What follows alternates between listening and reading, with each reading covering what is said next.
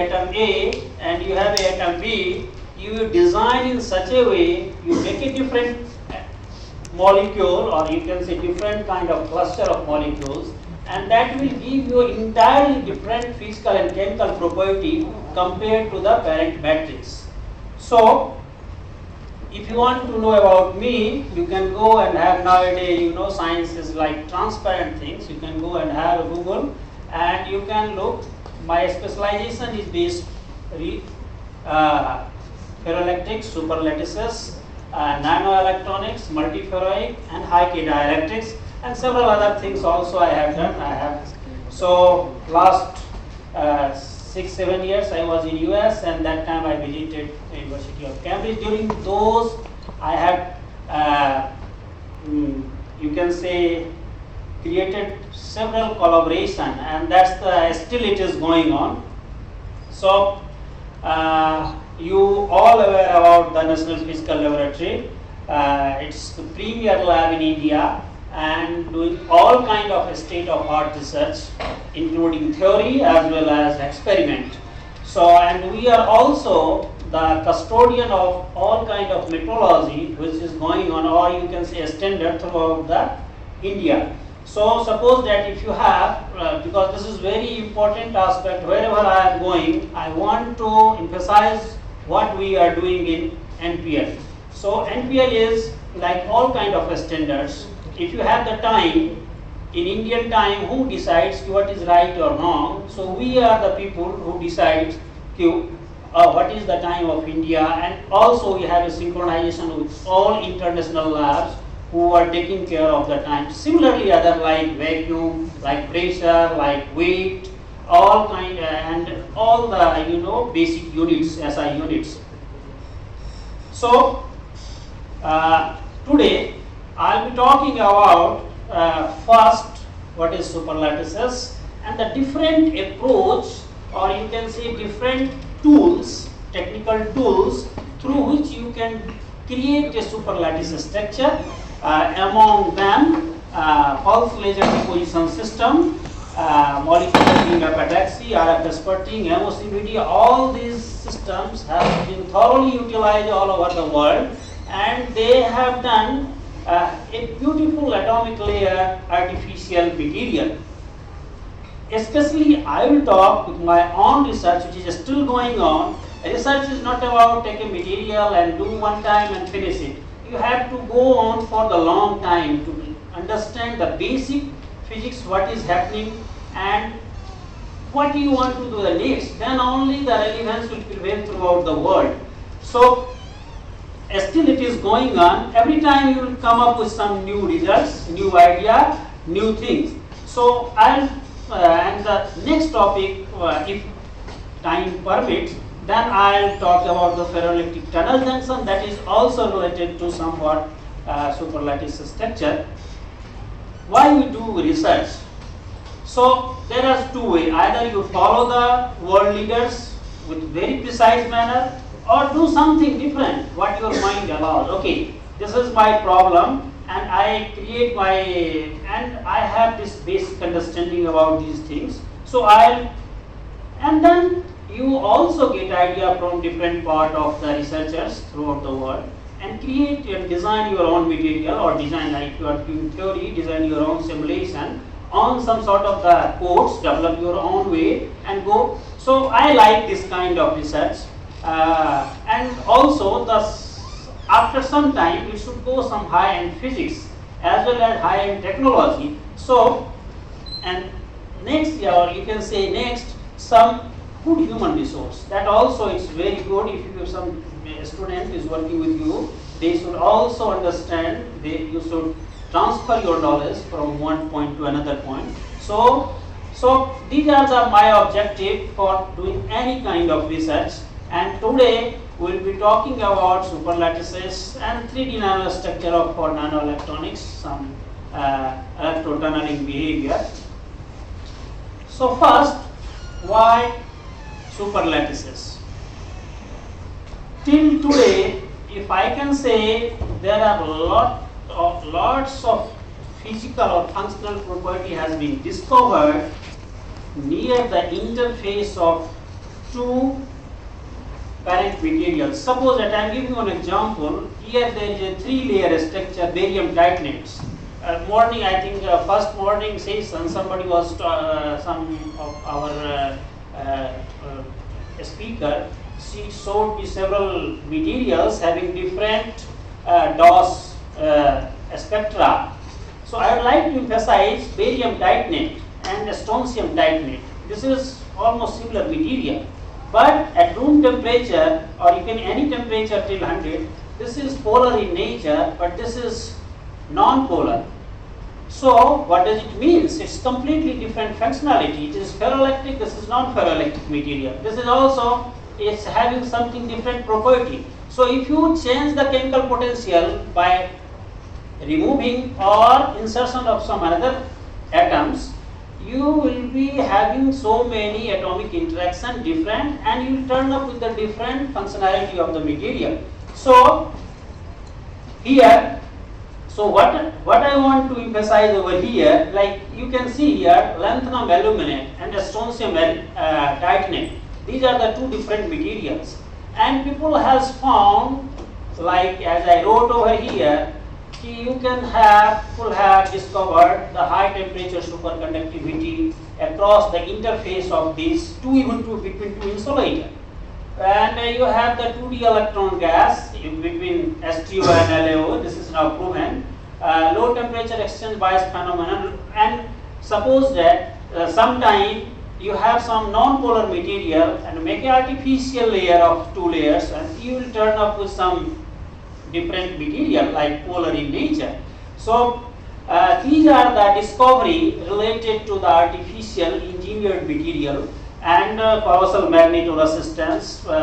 These are the, so like here, this is non-polar in nature, this is also non-polar, barium titanate is polar. But once we mix the atomic layer of this, suppose that 3 unit cell of this, 3, this, then you can say this part is only non-polar and this part is only polar. So theoretically, or if you don't have any basic idea, then you think, okay, if you mix these 3, you will turn up very less polarization, or that will be, because 2/3 is non-polar. So in first sight you will feel this having no polarization at all, but people found that this have the 50% enhancement in the polarization. So it's completely different results compared to this. All whatever I'll talk experimental evidence. So there are different techniques which has been used throughout the world, like evaporation or MBE technique, PLD-MBE. In our lab we have all this facility. Not our lab, means all in NPL. Pulse laser deposition system, atomic layer. Recently these two is also having the capability to have large area growth, like atomic layer deposition system. You can fabricate the artificial engineered material like 6-inch wafer. So it can go directly to the industry. So, but this system having the problems, this cannot go because pulse having the some pulse laser having some constant with the ablation area. You cannot fabricate like 1-inch wafer. So, and there are the different also, this is not as great technique, but it is also having using to, it all depends upon how much capability you have or experience, hand-on experience you have to fabricate the super lattices.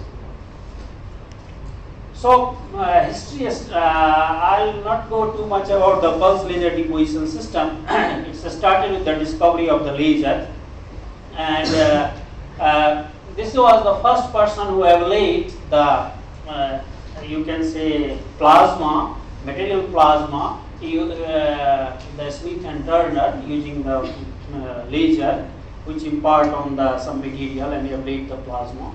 So finally, and this was one of the hot, that time I think in 1980, the discovery of the high temperature superconductor YBCO was hot material, and everybody want to make, okay, this is the bulk property, but really it is intrinsic or extrinsic. So then you have to go to make it epitaxy, make the film epitaxy and avoid all kind of intrinsic effect. See the atomic layer distribution of the atom in the lead plane. And so people started working on the PLD and they have evaluated the superconducting material. And so the three, what I want to emphasize, these are the crucial things that you have to have optimized, like substrate temperature, the distance between the, you can say, laser fume to the substrate, and the, you can say, rotation depending upon how, and the frequency, laser frequency.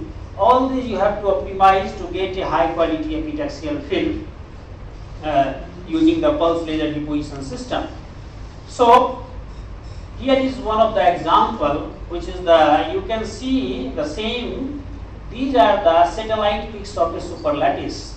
So here is the three different material, completely different material. One is polar, another is non-polar. This is ferrodistorting, means it's all depends upon the radius size of the barium, strontium and calcium, and which generate or which develop the cationic position, or you can say the position of the titanium in the octahedral position. So accordingly, this is the beautiful picture you can see here.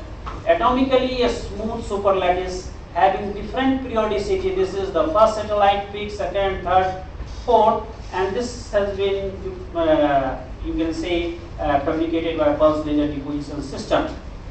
Another one thing, you can create high quality nanoparticles, and that is also superlattice in nature. Next slide I'll tell you how you can fabricate a beautiful nanoparticle superlattices, and this is, you can use the pulse laser deposition with liquid media. You have some nanoparticle and you have to optimize the things, use the laser beam with the different energy and optimize the condition such that you can have some sort of the nano-structured superlattice.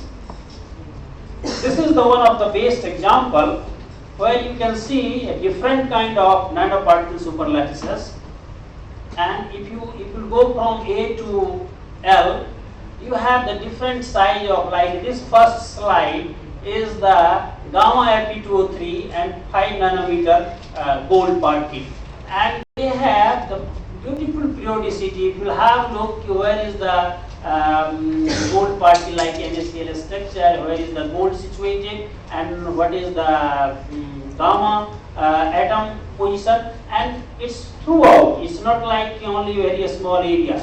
It's periodically changing according to the superlattice position or periodicity. It's called periodicity, where it changes how much is the pitch from one atom is related to the gamma Fe2, another molecule is related to the gold nanoparticle.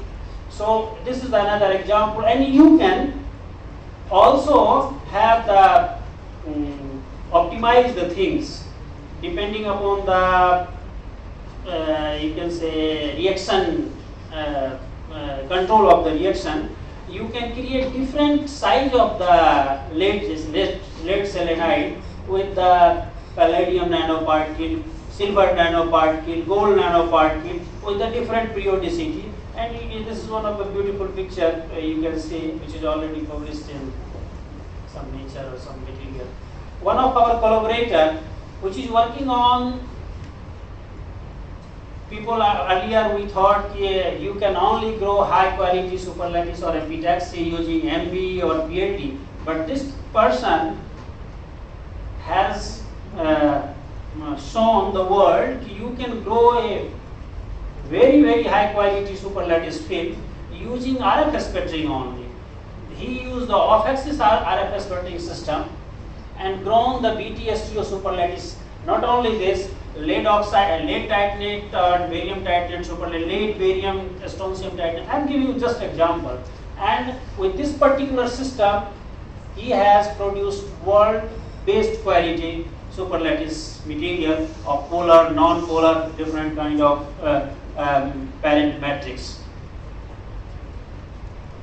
So, uh, what are the real issues related to the pulse or physical vapor deposition, whatever you say, purely ground films? Because as I mentioned, you still there is some probability you will turn up with some sort of the stoichiometry or composition defects in your superlattice structure. You cannot grow large area, so impurity will be interdiffusion across the substrate or film interface. I'll show you how one atom will diffuse to another layers and it will come back. So these are the things, and then also you can have to optimize these defects using the laser energy, laser frequency, substrate target distance, rotations, or so many things. So these are the technologies that you can utilize and optimize to get a very high quality superlattice structure. These are the same thing that I have already mentioned. One thing that I would like to mention over here, depending upon your substrate, different kind of growth kinetics can be developed, and then it will turn up with atomic layer deposition or island kind of deposition. You can see here that you have the missing one atom over here. It's called the island growth. But once you have the favorable condition, then you can see layer by layer growth. Sometimes you will turn up with the mixed growth. So you can optimize this condition, which is very good for epitaxy or superlattice structure. These two are not good at all for a kind of, then this will turn up with the intermixing of one layer to another layer and it will diffuse. So then you will turn up the low quality superlattice film. One thing, this is very important, that's for doing, or if you start, like even theory also, it's very, you can see here, this is the substrate, and you if you want to grow different kind of film, like if you take the substrate of lanthanum aluminum, and if you want to grow bismuth ferrite, what happened? What kind of, there you are generating a large number of strands across the film substrate interface. Similarly, if you have the different type, so selection of substrate and selection of the material which you want to grow on that particular substrate is very important. In this way, you can generate compressive strand or tensile strand between the substrate film interface, or if you choose the three different parent matrix and their lattice constant is different, then also you will generate interfacial strand between the two material. So the selection of material for fabrication of superlattice structure is very important, and this is one of the example. This person Darussalam is he has grown this particular film BTST superlattice by MB, world class superlattice structure. You can see each periodicity you can count using this particular film, you can see. So now it is proven you have two different matrices, and if you want to make another matrix atomically, now the tool is available.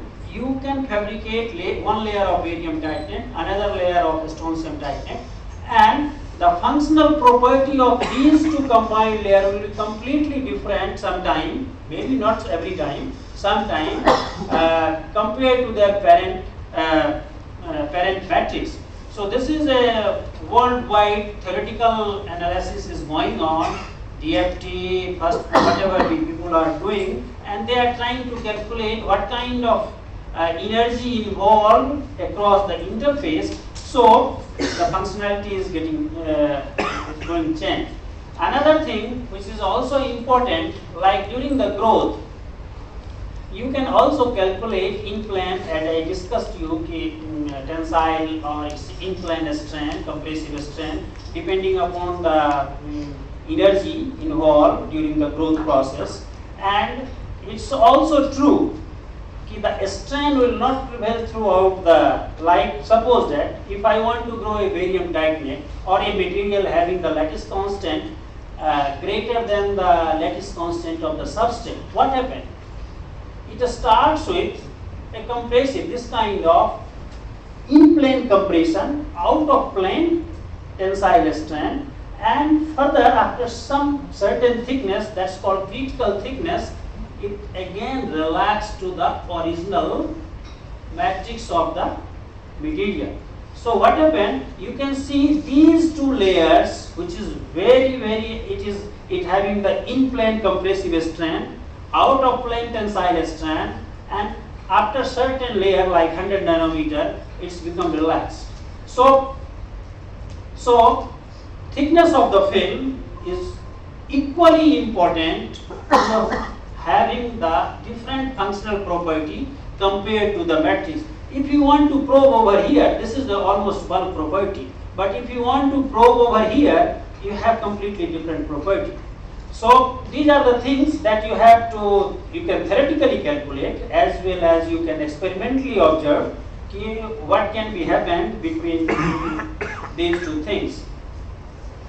And this is also equally important if we are talking about the different, as I told you, this you can see here, you can fabricate the same barium titanate 3 structure, but this is insulating in nature, this is having, this is superconducting in nature, this having the anti-ferrodistortic order, this is ferromagnetic in nature, and this having the orbital ordering. So all these ABO3 structure itself having all the property depending upon which material or which cation you are using at A site and B site, and how you are manipulating the replacement of one atom by different either you can say lengthenized series or rare earth cations, whatever be, it all depends. And the AOB, if you have oxygen octahedra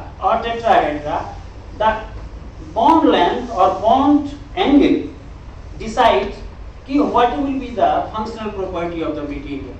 So these are the very important things. The same, you can say this is nothing ABO3 structure, it may be cubic, tetragonal, orthorhombic, whatsoever, but all these can be developed, all this property you can say can be developed. This is another beautiful example. You can see here atomic layer change in this is the one of the example. This is not ferroelectric or ferromagnetic material.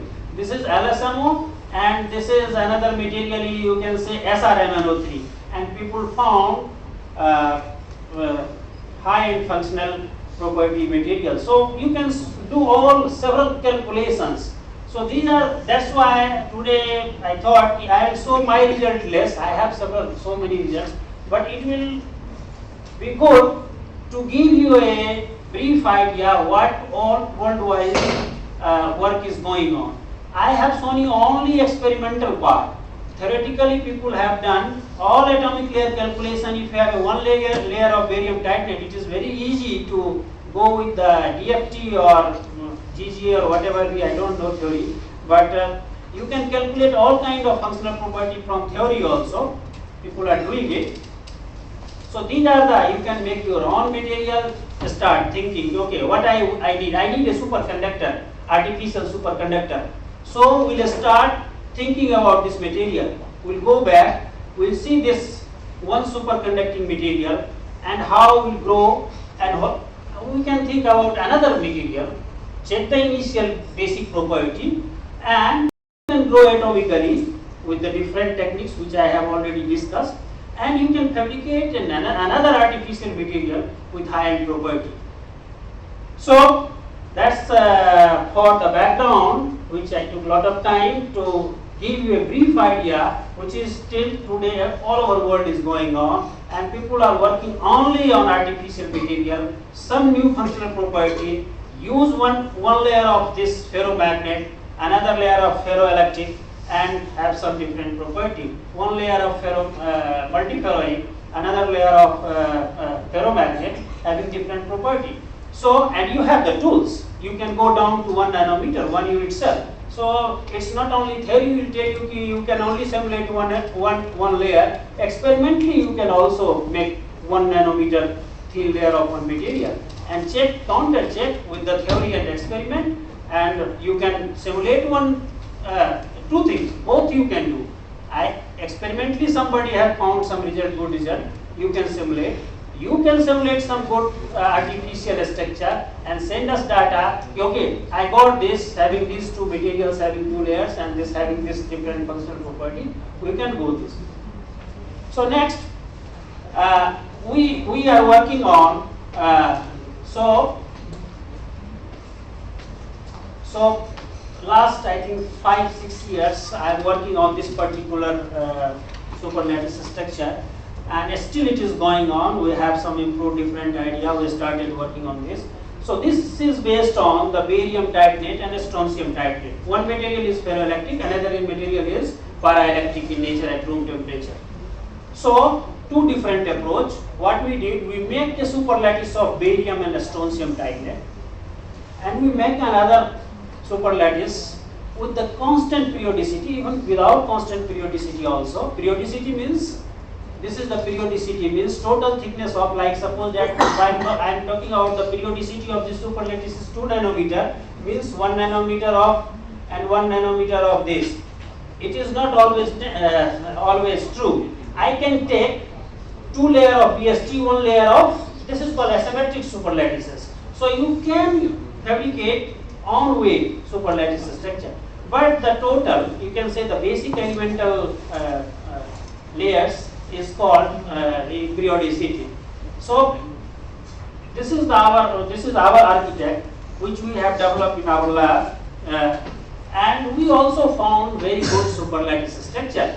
If you have look, this is the barium strontium titanate, and this periodicity change from 10 angstrom means, I am talking about 10 angstrom. 10 angstrom means you have around, you can understand, 1 unit cell of the 1.5, you can say.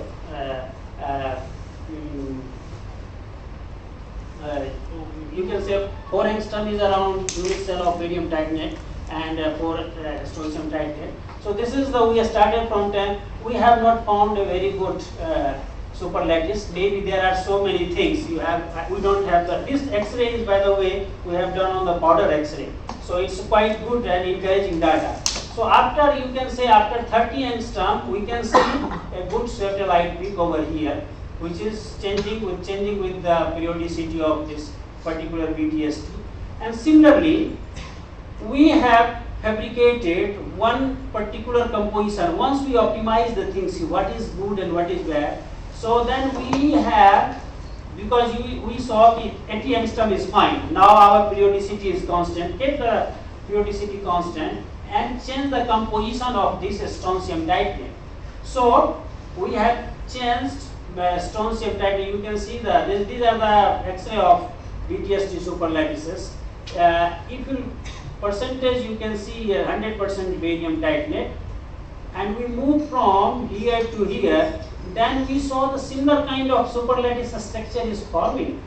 You can see it's 80 angstrom. We have kept the periodicity same, and as we change the, so once we saw this kind of similarity, then we thought, oh, this is something new, because same thing, if we change the periodicity of the barium strontium titanate, we saw same kind of superlattices shifting some central peak, and similarly it is happening also in the BTST. So we did detailed study with this particular superlattices, and we sent some sample to the different labs, and then we found, you can say BTBST 0.5, BTBST 0.6, and different X-ray. This is the central peak having beautiful satellite peak, because this has been done on the high resolution X-ray machine. And then we found, if you see, this is the critical concentration of strontium, where we saw this superlattice structure having C and A value is quite different compared to other. It's having the same. So this was the, which is, you can say, the bulk barium titanate C and A is tetragonal, so it's completely different. Even BST having less, but this particular composition we saw higher change in the, and then we similarly we saw the functional property is also different. So these are, because that time we don't have extra, whatever I have shown you the high quality atomic resolution TM image, that can be only done if you have the high resolution HRTM. this is normal TM data, and the normal TM data also showing exceptionally good superlattice. If you see here, this is the MGO. If I go up to here, it was very good. I have taken very large area. You can see the 50 nanometer, others shown only 1 nanometer, 2 nanometer area. So we want to see what is bulk going on, bulk property. I can see if I cut this area and put it some image, it will be, oh, it's a very atomic layer distribution. But so we saw after certain thickness, you can see voids, it's going on. This is called structural defects, and so superlattice structure is also, and this is the common in barium titanate, strontium titanate, because only most of the authors, if you have go and look, they turn up with this kind of a structure. But only exceptionally some high quality lab which have very high atomic level distribution or fabrication tools, they were only able to fabricate atomic layer, change one atom, barium, one atom, strontium. So we are able to develop different kind of you can see, and then if you see we did the Raman spectroscopy. You can say both kind of, we did the polarized Raman spectroscopy, and you can see here there is a lot of change in this A1-2TO mode. The most important is this part, E1TO mode. So you can see up to here, and we also saw the functionality is very poor in this particular material. So property change will change in periodicity, and so the soft mode is also getting different behavior with the change in the composition with the barium. So overall, this particular some composition, so conclusion of this particular different superlattice, once we above than the 30 angstrom periodicity, it was very good superlattice, different functional property, but less we are not able to probe this particular. It is very hard to probe even get the Raman spectra also. This is only 30 angstrom. So the outcome of this for the industrial purpose, we published 2-3 paper on this. What we got, this superlattice is completely different than their parent matrix, and having very high, this particular these two composition having very high applied field and a relaxer kind of ferroelectric. Relaxer means some sort of the polar anodization inside the matrix. So what we found this is showing that it is very useful for high energy density capacitor. It can store energy if you apply electric field, store it and then release it. So within 1 year, this paper has been cited more than 40, I think, in general physics condensed matter. So we did all the characterization, ferroelectric, so many things, and then we found this having the potential candidate for high energy density capacitor, and having the capacity to store the energy around 46 joule per centimeter, which is quite high. And again we have to recheck again. So many times we did it, different lot of films, and we got similar kind of results. Now people started working on this aspect of superlattice structure also. So I will not go next because standing here, so it's not good to have. But only one cell, this one line, 1 minute I will take. You can make the tunnel junction of this superlattice structure also. We have done a lot of work for this 4, 5, 6 papers, and tunnel junction is very good for spintronic application. And you people can do simulation for different kind of layer structure, like take any strontium titanate and then one magnetic material with because tunnel only prevail less than 10 angstrom, less than 10 nanometer or 8 nanometer. If you have the tunnel junction is less than 8 nanometer, because after more thickness, tunneling behavior will be less. So we got very good result in tunneling behavior also, different kind of PGT-LSM1 nanostructure, and we saw the tunneling electroresistance is very high. It all depends upon what kind of junction you have. So we have fabricated 4 micrometer square, and we got very good tunneling electroresistance and which is quite good for any kind of you can say spintronic application. Thank you very much for this. Now this presentation is open for discussion. If you have few questions, please. Otherwise, I took too much time to background because I know result nobody is here working in this. So it is good to give some idea, at least people can start working. If you want to know about my result, go Google and you can read by all 10-20 papers. But it is always good to have the basic. Now what you want to do and why you want to do. So I emphasize all my background. What you people are theoretician and you are always welcome.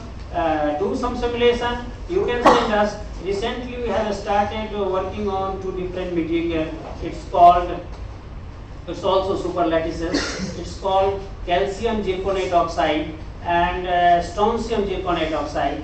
Probably this is very good, having very high bandgap material. Probably we are looking for some 2D electron gas.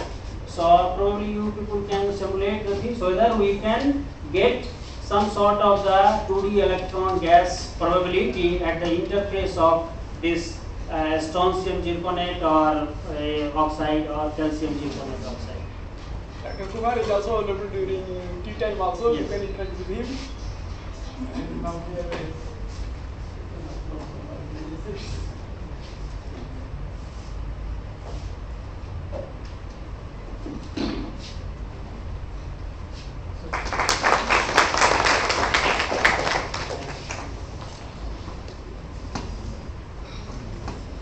now next speaker is Dr. O.P. Sinha. He is PhD from Banaras University. Presently is working in MIT University, and he is going to speak on organic, inorganic, semiconductor hybrid nanostructures for solar energy harvesting. So,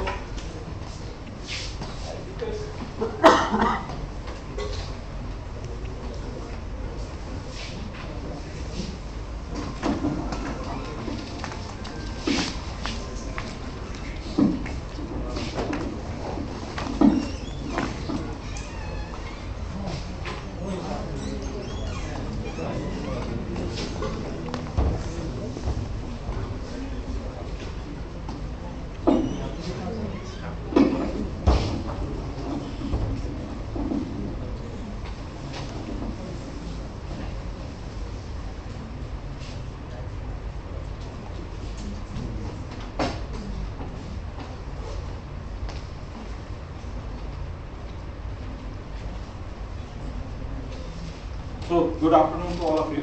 Myself, Dr. Sinha from the MIT Institute of Nanotechnology, MIT University, Noida. And as Sir had told me, I did my PhD from Banaras University. And after that, I have worked with several places all over the world. So, before I start, I would like to thank my team, who is basically the backbone for all the work what I am going to present. And few of my colleagues are collaborating with me for such kind of the work. And of course, the backbone are the students.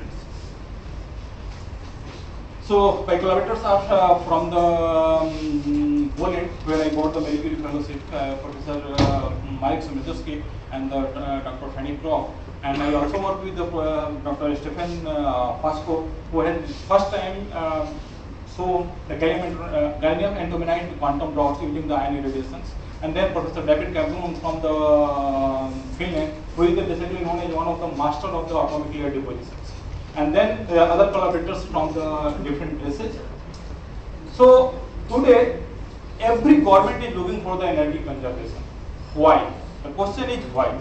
The need, if you go for the today world, the need is 14 terawatt power requirement for all over the world. Can we do something to fulfill these requirements? So, and especially using the nanotechnology. And especially if you see in terms of the nanotechnology, the nanomaterials for the energy applications, people are trying to use for the solar cell, for the fuel cell, and especially the water aspect. So I am focusing on this solar cell. I am not covering all these aspects. So basically here I would like to go very quickly about the some fundamental of the solar cells, and then I will come back to the nanostructure solar cell, what basically we are doing. So I taken this picture especially recently. You have heard in the news that the solar panel aeroplane has traveled all over the world, keeping the 8,000 or 7,000 kilometer breakage. But starting from China to the Singapore to the Germany to the France to the USA, so that is the solar panel. There is no any fuel.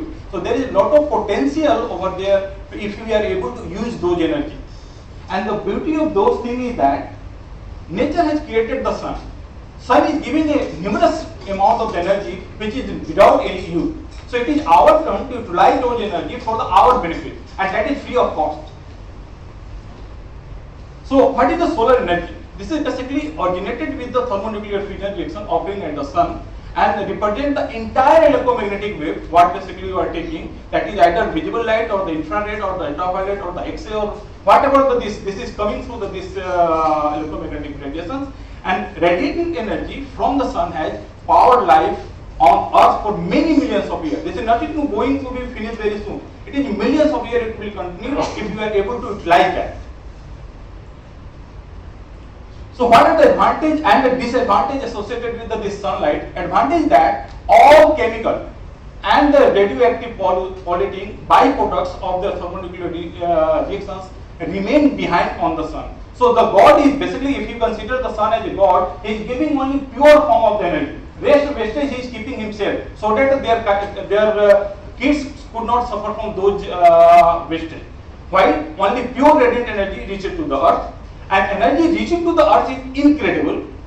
By one calculation, 30 days of the sunshine striking the earth has the energy equivalent to the total of all the planet fossil fuels, both used and unused. So if only we take the 30 days energy of the sun, whatever the extra energy alternative or the other energy sources you have, that will be equivalent to that one. And disadvantage is that sun does not shine constantly. That is one of the disadvantage. Solar energy is diffused source. To isolate it, we must concentrate it into the amount and from where we can use, such as the heat and the electricity, and addressing by approaching the problem through the collections, through the conversions, and through the storage. So basically, we are focusing on the conversion. So this is basically what I have told you. This is the whole spectrum starting from the 0.3 to the 2.5 micron wavelengths, and you can say only out of that 5% is falling in terms of the UV lights, 46% is visible, and the rest 51% or the 49% is the IR. So basically, people are focusing on this region. Very less efforts has been done in this region or this region. So now, by the different approach, people are also trying to at least cover near IR or this around EBB region. So basically, what happens? Sun is giving the light. I have the devices which generate the electron and holes, and then I will go for the fast separation, and then this is transported, and then we get the electricity. Depending upon the charge collections. So basically, photovoltaic is nothing. This is photo plus voltaic. Photo is basically your photon which is coming from the sunlight, and then the voltaic, which is the volt, has been generated due to the electron hole pairs. So and then we are getting the convert light into the electricity. So why we are going to use the solar cell? Because it has a low maintenance, long lasting source of the energy, provide cost effective power supply for the people, remote from the main electricity grid. Still, there are several villages in India where the poles are there, but there is no any electricity. But some don't have such limitations. It can reach everywhere. So if you are able to put such kind of a solar panel, that it is one of the better life for those people. Non-polluting and the silent source of electricity, convenient and the flexible source of a small amount of the power, renewable and the sustainable power as means to reduce global warming. And the appealing characteristic is consume no fuels, and that's why there will be the only initial investment will be there. No pollution, wide power handling capability, high power to weight ratio. And basically, the focus go by the early days due to the space applications. Whatever the satellite has been sent in the space early days before the fuel cell application came, the people are using the solar cell. So what basically happened when the light strikes to the material? The energy, that is the photons, ionize the atom in the silicon or the semiconductor material which you are using, and the internal field produces by the junction separator some of the positive charge and some of the negative charge. So the hole are swept into the p layers and the electron are swept into the n layer. Basically, we take to the p-n junction solar cell. The charges can only be combined by passing through the external circuit outside of the materials, and the power is produced since the free electron have to pass through the load to recombine with the positive holes.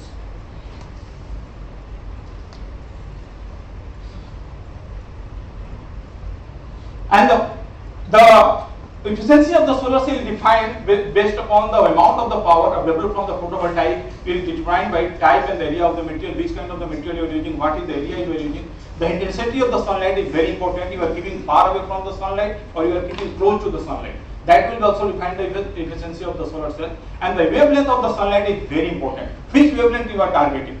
Then single crystalline, if you go for the literature or the market, the single crystalline solar cell has efficiency around 25%. If it will be changed to the polycrystalline, it will be reduced by almost 5% and it will be around 20%. And if you go for the amorphous silicon solar cell, it will be going to be 10%. And still, this material is dominating the solar cell world. But people are working for the alternative one. So cells are connected into series to form a panel to provide the larger voltage and they increase the current, and therefore the people are using those things. So what makes the solar cell efficient? That is the absorption efficiency, or you can say how many photons are absorbed. Quantum efficiency, how many photons are converted into electrons. Not necessarily every photon will come and excite the electrons. So that basically gives you the quantum efficiency. Then energy efficiency, and what is the final chemical potential of the electron generated. Or those electrons which will be generated are converted in the electricity or not. So that will give you your energy efficiency, and that is the one of the key factors. But there are some natural limits which is beyond our control, and one of the out of those, one of them is the loss mechanism, where basically the different semiconductor material or the combination of the combination of the materials suited only to a particular spectral range. So suppose out of this visible range, I am only targeting 800 nanometers. So this region and this region is wasted. So that is the natural limit which we can utilize little bit, but not at the full spectrum. Certain amount of surplus photon energy is transferred into the heat rather than into the electrical energy, and therefore the optical losses such as the shorting of the cell surface through contact with the glass surface or the reflection of the incoming rays on the cell surface will be another mechanism, and other due to the heat resistance or the resistance of the material, they are also coming to the such kind of the things. So as the sir had told that we are a little lesser time, I am just giving the few key factors which control your solar cell, and one of them is the photocurrent, which will be given by this famous instruction equations. And then we have the open circuit voltage and the short circuit current given by these formulas. And then this is very important. See, this is the two, basically this is your IV characteristic in the dark, and you are getting this is showing a perfect diode characteristics, but the moment you will give a light, it will start giving the current in the fourth coordinate. And the moment you will increase the intensity of the light, as the value of this much, you can get another one. And this area under curve will give you the whole power. So that basically the curve nature is very important. How you are getting the curve? What is the nature of your curve? And because we have to go for 1 by r slope, and then you are calculating area under curve, and then you are getting what is the power of your solar cell or the maximum power of your solar cell. And if you go in working the solar cell, these are the few terminology where everywhere it is used: efficiency, field factors. So I am not going to the details. I will just give these things. Starting with the early days of the around 1950, the people have started with the single solar cell, and with the time it has progresses, and now we are working with the organic photovoltaics, with the galvanic nanoparticles or the carbon nanotubes, with the quantum dots, or the photovoltaic with the semiconductor nanostructure and the semiconducting nanomaterials, or we are working for the fourth generation where inorganic architecture has been used for the solar application. So basically I will deal with this material only, this structure only.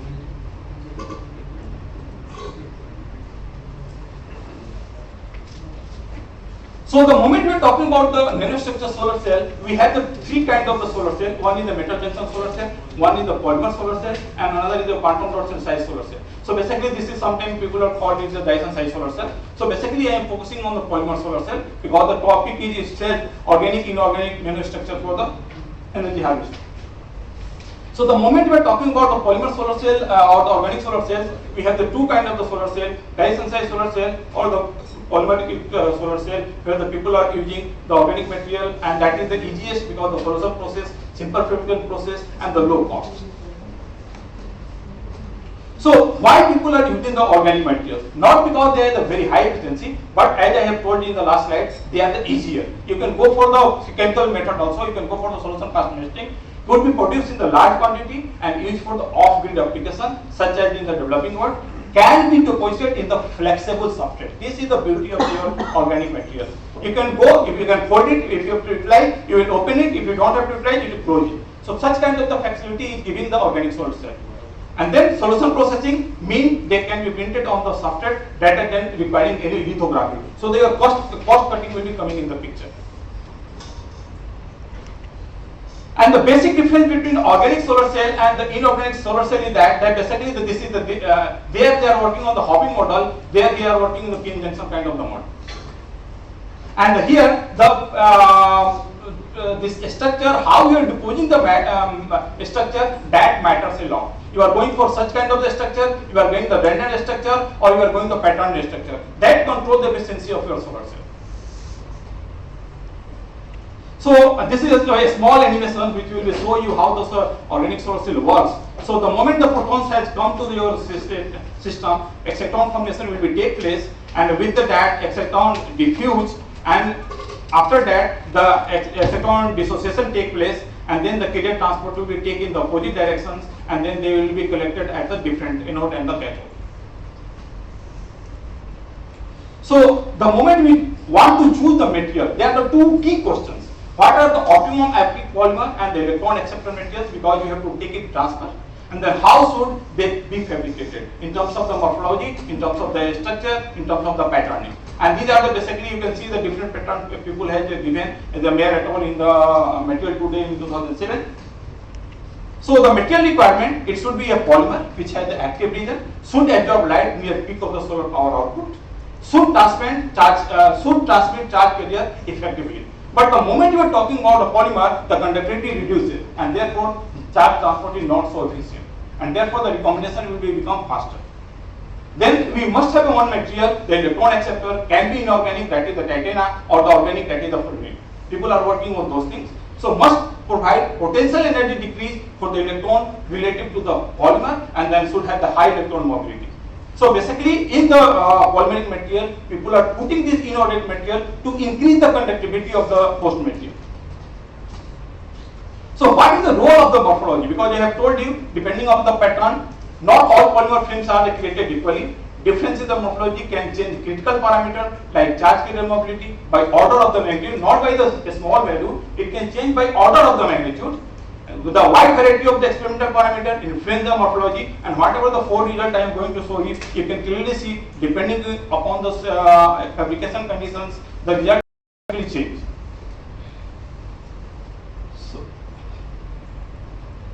So the different type of the organic solar are either it is the single layer devices or the bi-layer devices or the bulk heterogeneous devices, and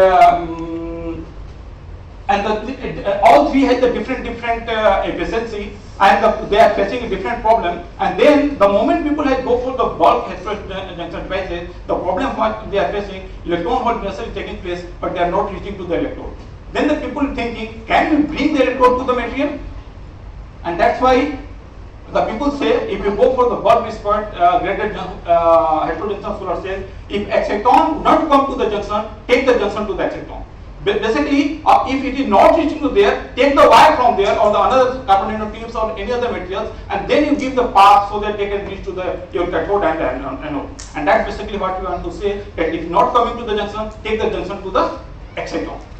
Mixture of the acceptors and donor materials, fullerene and the nanotubes appear to be the good choice for such kind of the structure.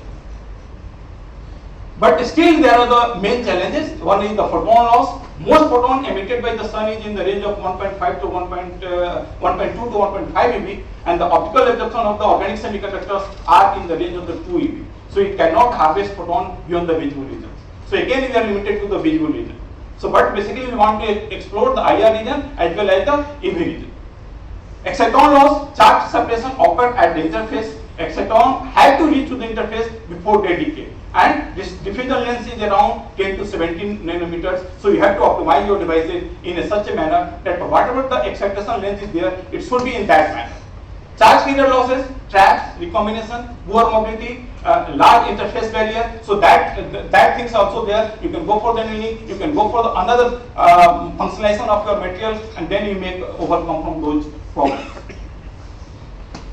So to overcome the challenges in the organic photovoltaic materials, hybrid photovoltaic cells are the based upon the heterojunction and comprises both organic and inorganic semiconductor nanocrystal, have been attractive alternative due to the several unique properties. And one of them is high absorption coefficient, a wide spectrum range enabled from visible to NIR achievable by the varying particle size. If you are taking the inorganic nanomaterials and you are taking the different material, you can go for the 2 nanometer, you can go for the 40 nanometers, and then you can change the wavelength of your material where this light can be absorbed.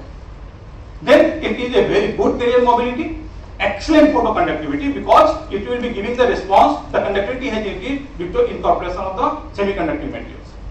The electrical and the optical property of this material can be tuned varying the shape and the particle size, and there is few reports which I will show you. The particle size has a different behavior, this small rod has a different behavior, and this tetrapod has a different behavior, and they are showing the different efficiency in the solar cell.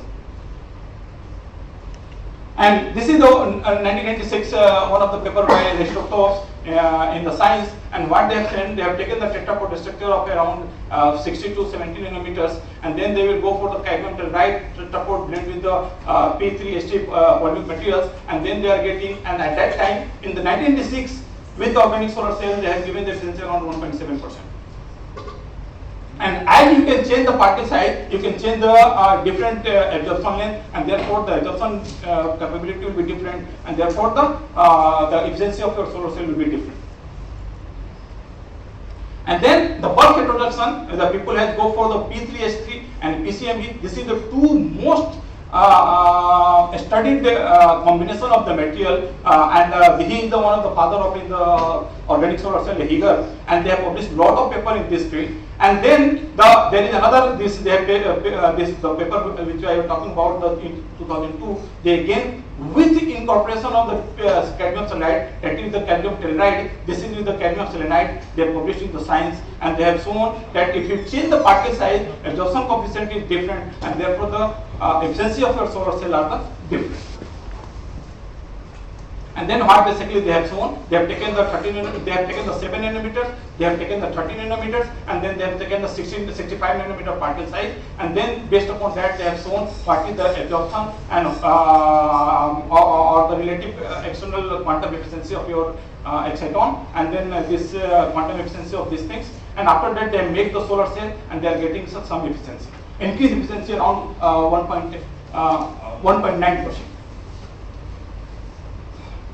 Another group had worked with the same kind of the structure, but they initially tetrapod they have go for the wire or the some port coordinate kind of the structure, and it has been found the GSC has increased, and therefore it is proposed that since the GSC is increased, there is a possibility for increase in the solar efficiency.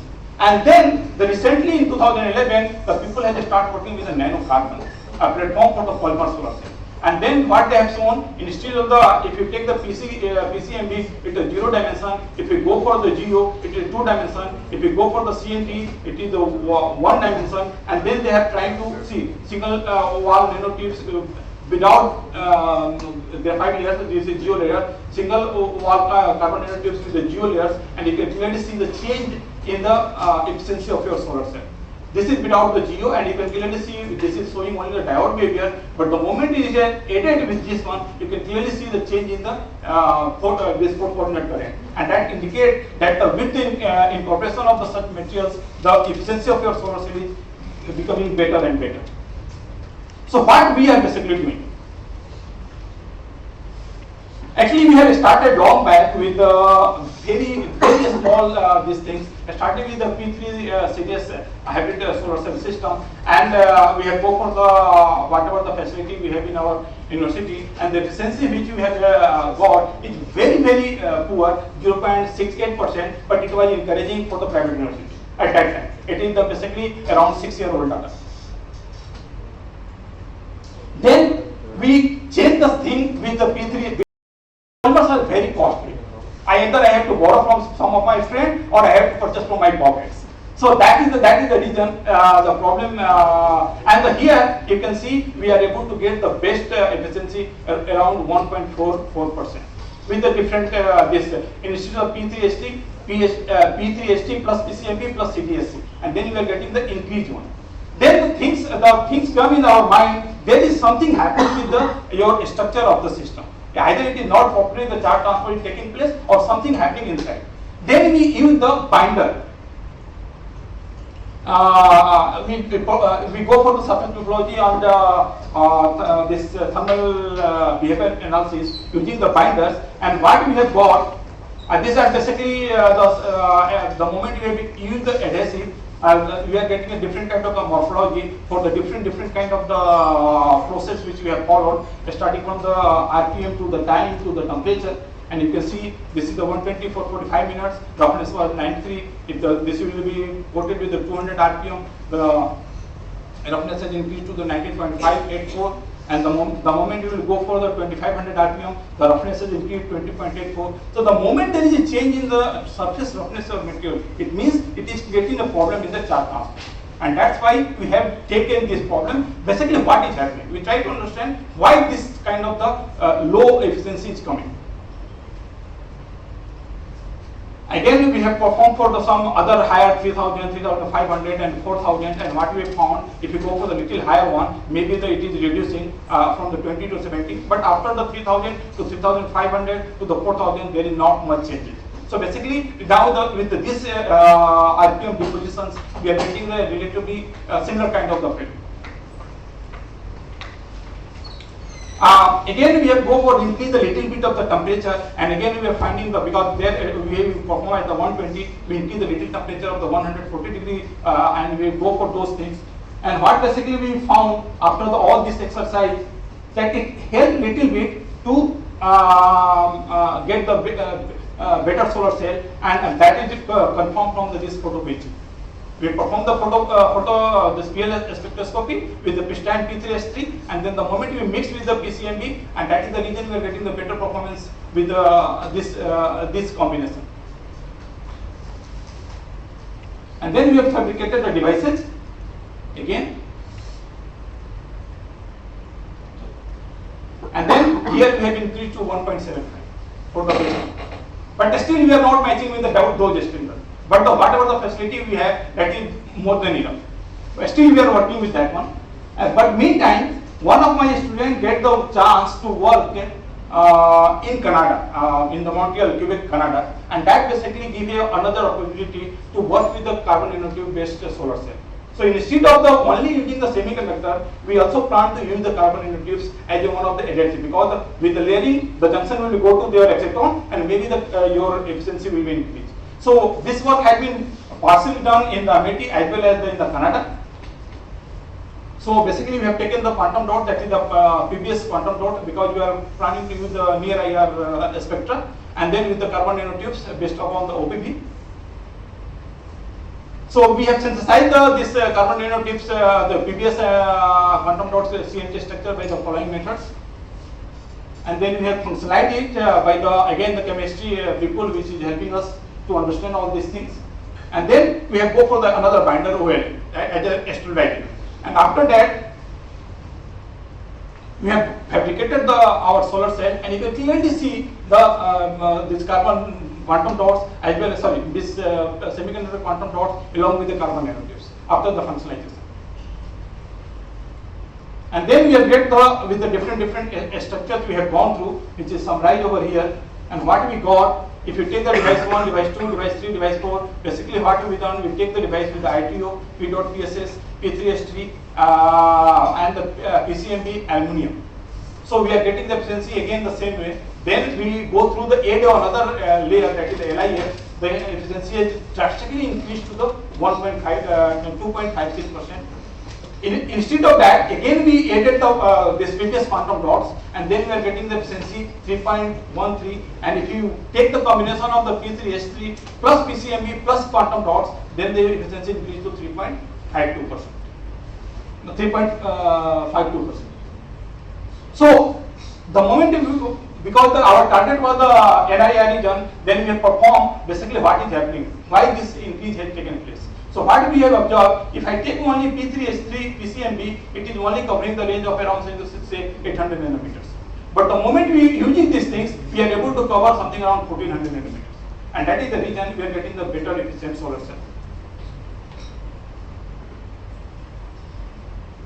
So the summary, using the quantum dot CNT in the standard photovoltaic cell, the JSC increases effectively, hence the increase in the efficiency observed. Suggestion mechanism for the enhancement efficiency attributed to the enhanced absorption in the NIR region of the spectrum depending upon the size of the quantum dots, and where as the carbon nanotubes assisted for the better charge transport complex to the either electrode. But still we have the challenges. Quantum dot CNC solution cannot be filtered, and sonication and neither be sterile at the above the room temperature. That is the problem. So you cannot go for the annealing kind of the behavior. Cause of the inhomogeneity in the bipolar heterojunction field morphology, hence a modulus L factor and R2 performance in the photovoltaic cell. Also cause low mobility of the charge carrier, hence the deconduction and the reverse process occur that might get to the one of the loss mechanism in the photovoltaic cells. And then this is our plan, which is still we will do more work required to optimize the photovoltaic cell condition and efficiency, looking to work with the unpurified quantum dot carbon nanotube solution, which may help in increasing efficiency. The unpurified quantum dot CNC solution, the amount of the quantum dots is comparatively more, and therefore the more absorption, and therefore the better efficiency is expected. And then the unattached quantum dots should be in the close proximity to each other in such a way that they could efficiently contribute toward the helping the transport. But still, we have the remaining challenges, and these are the future prospects. And these are basically future generation printable cells. So people are working for that. Maybe we have the just like a cloth sheets. We are getting to get the solar cell panel. You can just go use wherever you want. So I will just like to close with this one. I had put my money on the sun and the solar energy. What a source of power! I have. I hope I will not have a wait till while and cool run out before we tackle that, and that was the Thomson Edison. Thank you. I think I have finished. Thank you, Snap, for very interesting lecture. Now this presentation is open for discussion. Any questions?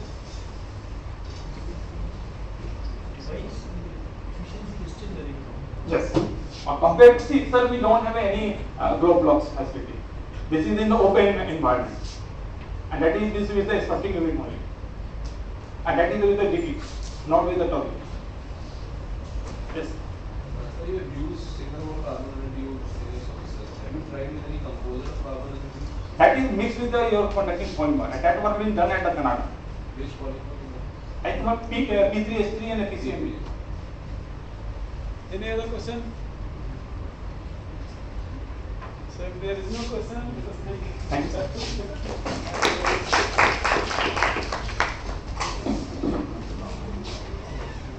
Thank you.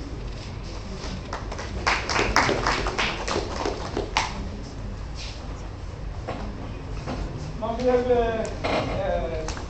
very senior professor from University Department of Physics, also is also here. I welcome you, sir, on behalf of our committee. Now, next talk is by Sarika Singh. She is going to talk on structural and morphological characterization of amino cadmium cyanide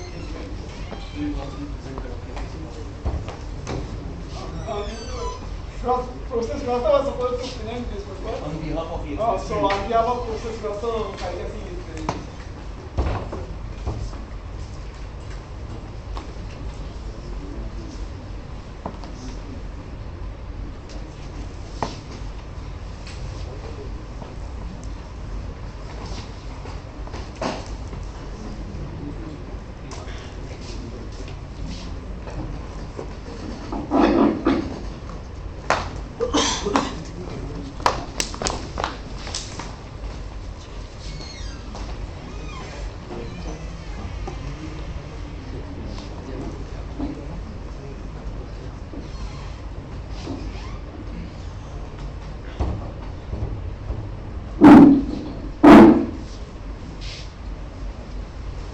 afternoon to all of you. I'm Sarika. I'm going to present my paper presentation.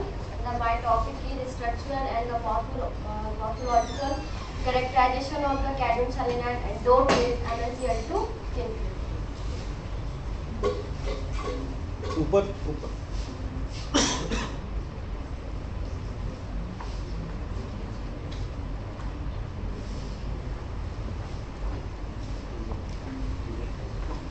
This is the outline of my work. Introduction, preparation of the sample, methodology used, characterization techniques used, result and conclusion. First we have the introducing of my compound. Cadmium selenide is a binary compound. It is a chalcogenide semiconductor compound. It belongs to the second 6 semiconductor family. Cadmium selenide is an n-type semiconductor material with the band gap varies 1.7 electron volt to 2.6 electron volt at the room temperature. And the as deposited cadmium selenide are in cubic phase with the optical band gap 2.3 electron volt, and after annealing the band gap was increasing, it is varies 1.7 electron volt. Cadmium selenide is widely used as a wide band gap window material in the heterojunction photovoltaic solar cell, and it is used in the solar cell and the optoelectronics device. And by present work we have successfully synthesized thin films having the nanograin of the cadmium selenide and the cadmium selenide doped with the MnCl2 2% on the glass substrate. Synthesis of my samples, thin film of the cadmium selenide doped with MnCl2 was grown on the optical grade glass substrate using the chemical bath deposition method. Chemical bath deposition method is one of the most cheapest methods to the deposition of the nanomaterials. pH of the solution was maintained 11 and the films so obtained were annealed in the vacuum for about 1 hour at the 400 degree temperatures. Annealed samples were characterized using the XRD, photoluminescence, atomic force microscopy and scanning electron microscope. Method of my film is 1 m solution of the cadmium acetate, 1 m solution of the sodium cellulose sulfate, 2 ml of triazole, 25% of the aqueous ammonia, 2% of the MnCl2 were used for making an aqueous solution. pH was maintained 11 and the temperature of the bath was maintained 80 degrees Celsius, and growth time was kept 2 to 3 hours. And after deposition, and the film was dried in open atmosphere at the room temperature. Annealing of the film was 400 degrees Celsius in the vacuum.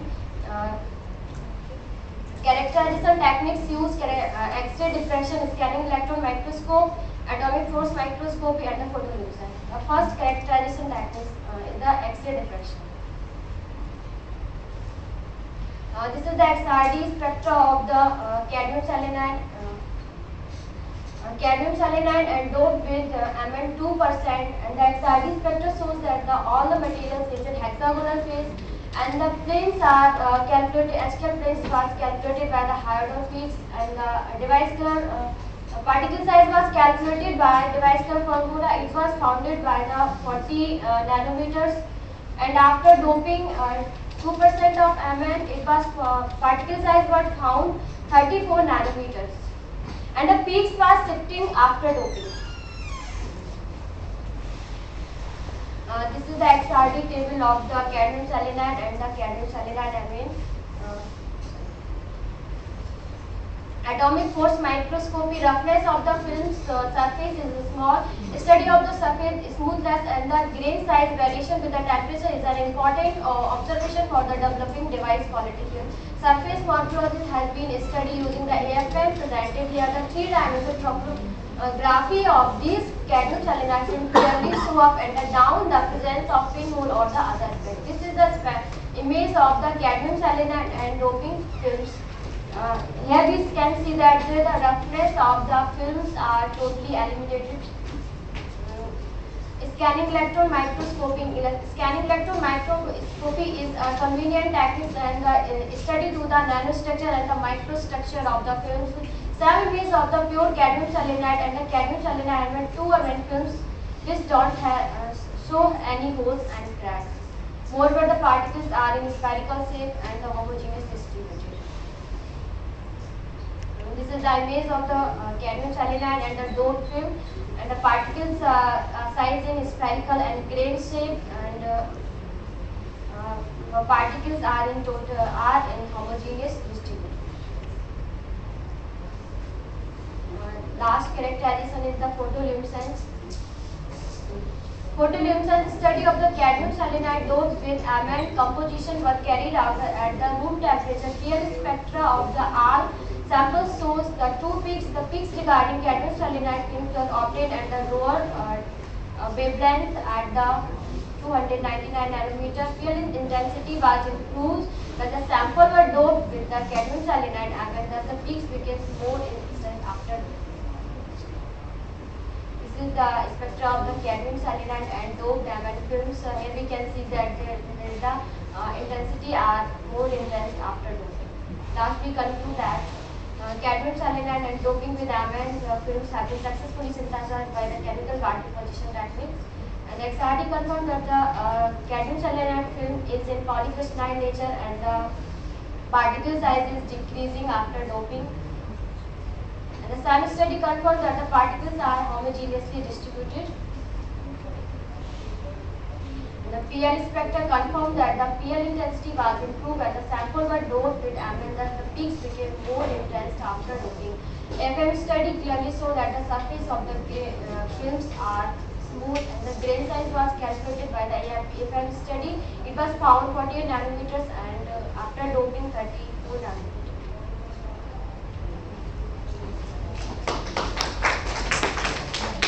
Thank you, Sarkar.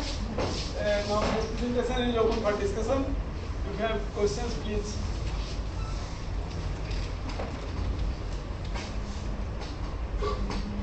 Yeah. Why you are keeping the pH at 11? pH pH was maintained using the ammonia 30%. The pH is less than 1. pH नहीं sir मैंने करके देखा था but result That one is giving best result.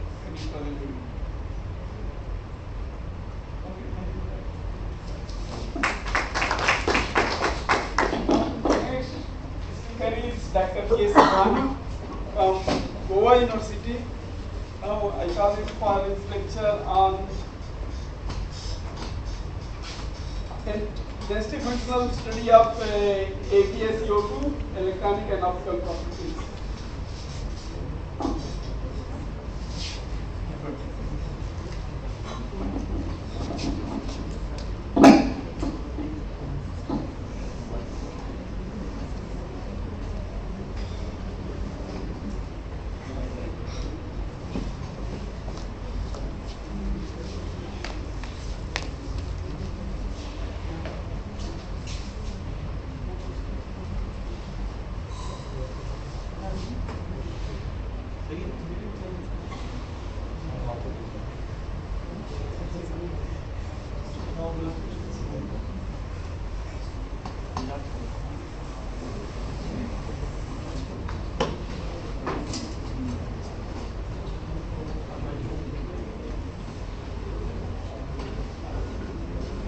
Thank you, Honorable Committee, for giving me this opportunity to present my work here on DFT.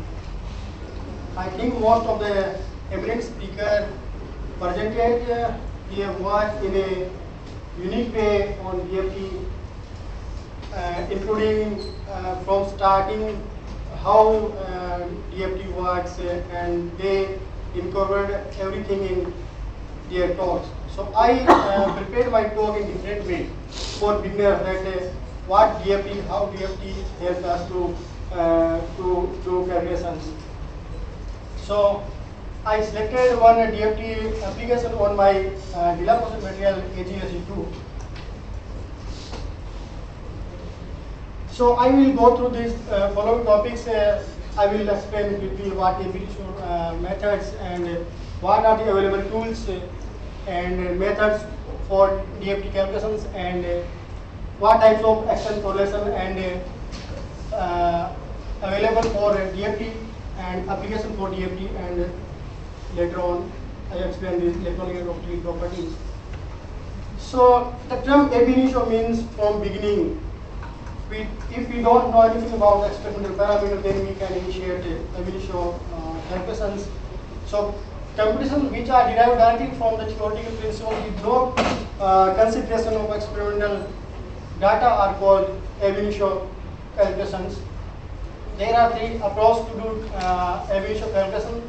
First, simple comparative approach.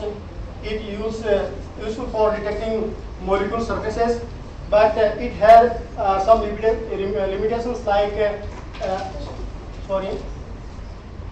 it does not consider energetic of receptor ligand interactions. And the second approach is empirical approach, which consider molecular dynamics and molecular mechanics, but it does not entail electronic structure. And the third one is quantum approach, which involves semi-empirical method and non-empirical methods.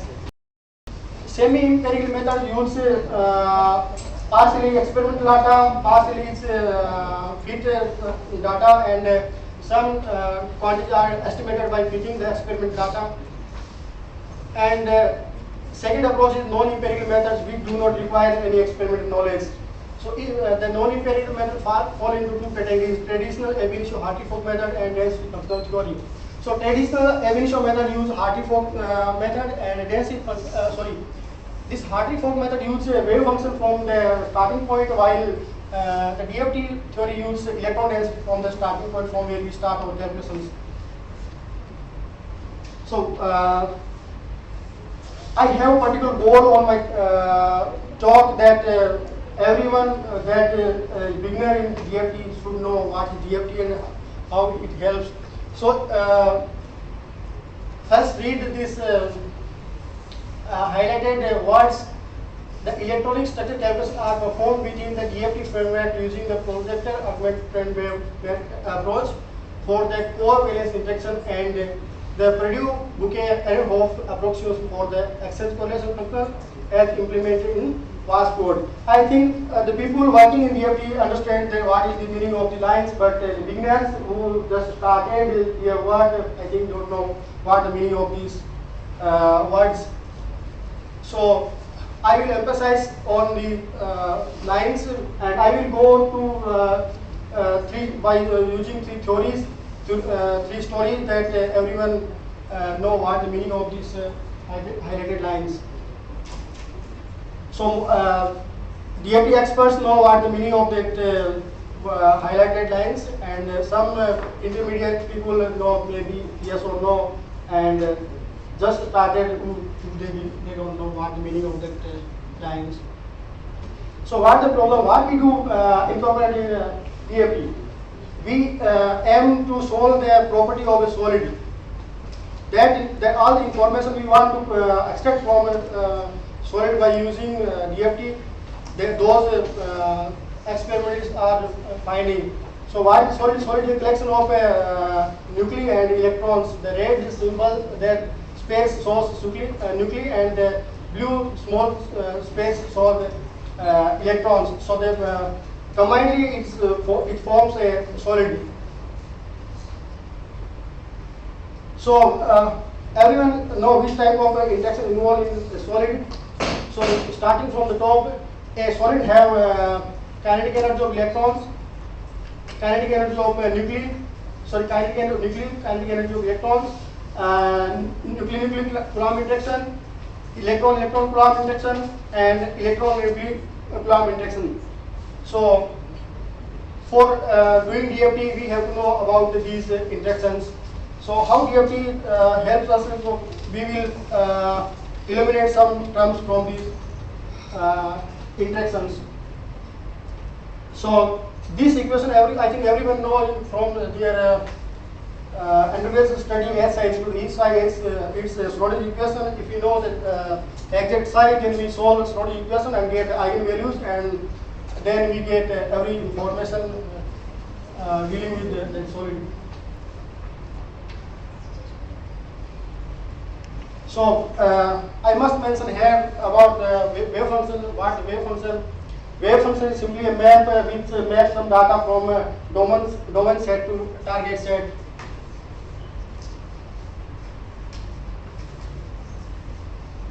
So what wave function? Wave function simply a function, but we should know what the domain set and what the target set. We I will deal here with an exercise that consider suppose we have two spinless particles. So what should be domain set and what should be target set? So I will give four options for the domain set and for the targets. What should be the domain set and what should be target set? We have four options. So I think DFT experts can assume what the answer for the two spinless particle. What will be the domain set? What will be target set? But I think for beginners it's not possible to deal here. So I explain. As free particle has 3 degree of freedom. So two spinless particle has 6 degree of freedom. So the domain set will be R6. So identify where R6 in B and R6 in C. Then we know wave function is complex quantity. So domain set will be target set will be complex quantity. So identify where is R6 and where is C. So it's in C. So in wave function the domain set will be R6 and target set will be C. So the in case of wave function we deal with the R6 to RC. This is in case of the wave function where we deal with the Hardy-Brock theory. So I will go through 3 stories or 3 examples to explain my DFT theory, how it's going easy for us. Look at this picture. This is a large hadron LSC experiment is going on a sun laboratory. So people spend a lot of money on this making a complex structure. I think it's a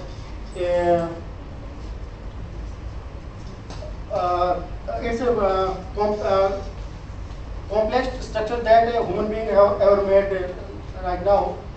So suppose you are a scientist and you spend a lot of money to making this complex structure, but consider you are not a scientist there, you are a manager of this company. Suppose you are a manager and you build this structure, you are manager of this company. If you are manager of company, then you will be approached by some representative of other company that say that why you spend a lot of money to making this machine. We may provide you simple circuit and sorry, I must tell you why this experiment going on. This is going on to just measure the mass of the Higgs boson. Okay. So think you are the manager of the company and you will be approached by some representative of other time dilation factory company. Then if he said that why you spend a lot of money to making this structure, we can provide you some simple circuit and measure the mass of the Higgs boson. Then what you will do?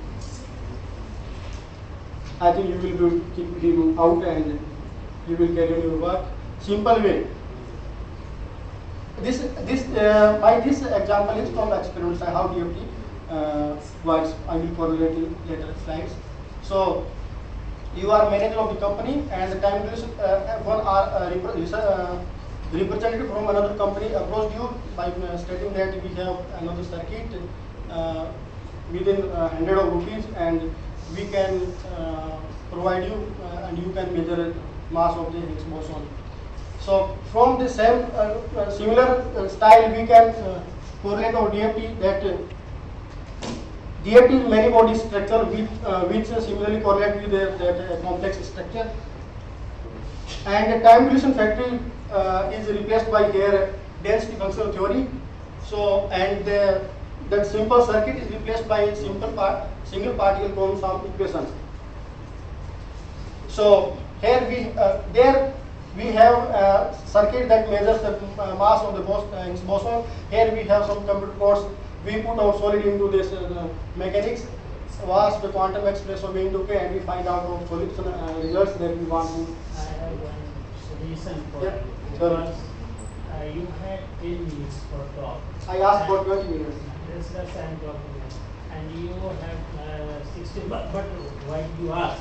Number one, 120 minutes. I am not aware of that. And if you give around 60 61 slides, it's normal consensus. Okay, You have I will 45. watch. Just I am telling you for future, it's not like right now. You can continue. If you have 10-minute talks, take only 8 slides. If you have 45-minute talks, 30. He has stopped me after 25 slides. So it's then only people will understand. Some But slides will be skipped. just follow your suggestion. Yeah, You continue, it hardly matter. But for betterment of your career and for when you go to present your talk, it will be always have some less slide Yeah. and emphasize all the explain the things in better. Okay, thank you. So similar way that complex machine is replaced by many body Schroeder equation, and the diagonalization factor is replaced by density function theory, and the circuit is replaced by single particle quantum equation. We put this or solid in this equation, and using this code we can find out the results that we want. So it's the thing is not easy in that way. So what the phase between the by transforming the complex machine into simple circuit and many body Schroeder equation to a single particle quantum equation. The page is in experiment is the resistor. By varying resistor we can find out the desired value.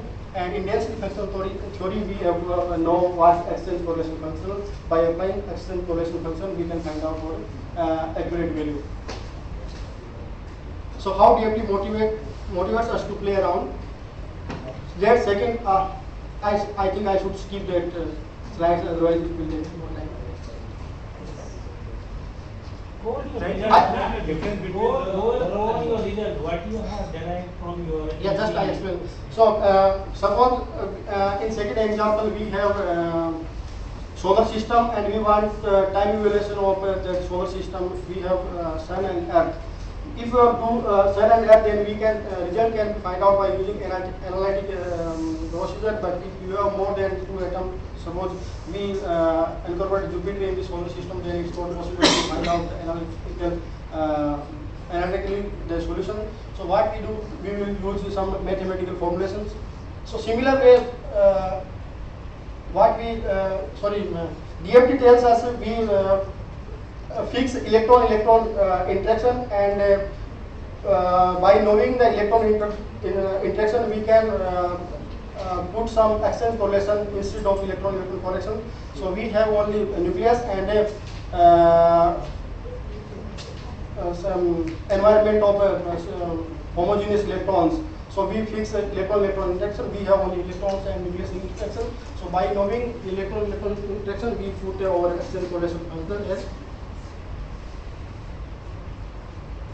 So in DFT we replace our wave function by electron density, where it's only function of 3 variable instead of n square variable. So here the domain sets are 3 and target sets will be r, because density is a function of modulus of modulus square of the wave function. It's a real quantity. It's mathematical formulation.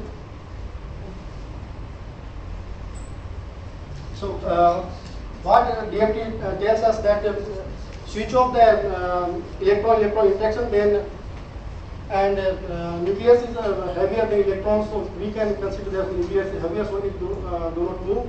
So kinetic energy can be considered fixed, and nucleus-nucleus interaction also can be considered fixed.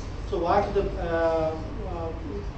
main term to identify the exchange correlation function is electron-nucleus electrons interaction. So this is the main step where we have to emphasize. So these are the different type of exchange correlation functions: GCA, PG, and mega GCA, and so on. So what we should keep in mind while doing DFT, we have exchange correlation function, which method we are employing, and which computer code we are using. So these are exchange correlation functions. These are methods, computer codes. So now we went through our 3 examples. Now we can, if we read another again our words, then we can understand that this is a method, PAW method, and the exchange correlation function is PB, and which type of code we used is WASP. So everyone is want to do DFT. DFT is way of hacking atoms. So this is Thomson equation, which is very important on DFT. So this is SCA process.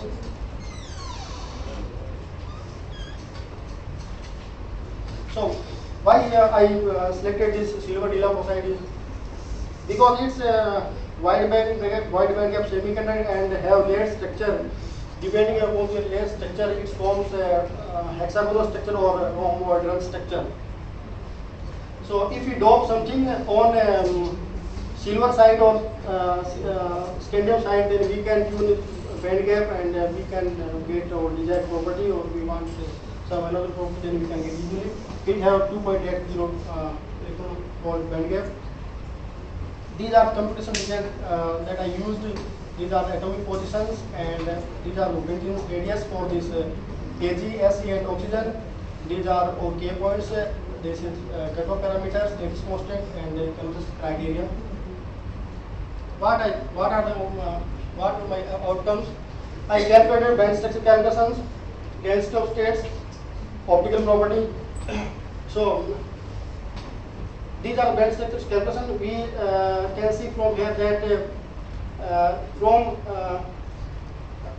Fermi energy to upper conduction band region, there is a empty space. This is known as a band gap. If you look at gamma point, then it's around 2.8 electron volt, which is direct band gap. And if you look at maximum of M point and minimum of gamma point, this difference is minimum, then it's a direct band gap. So this 2H AGS compound is a indirect band gap semiconductor. So we can explain our band structure on behalf of in terms of density of states. If you look around the bottom of the band structure, then we see that these bands are originated due to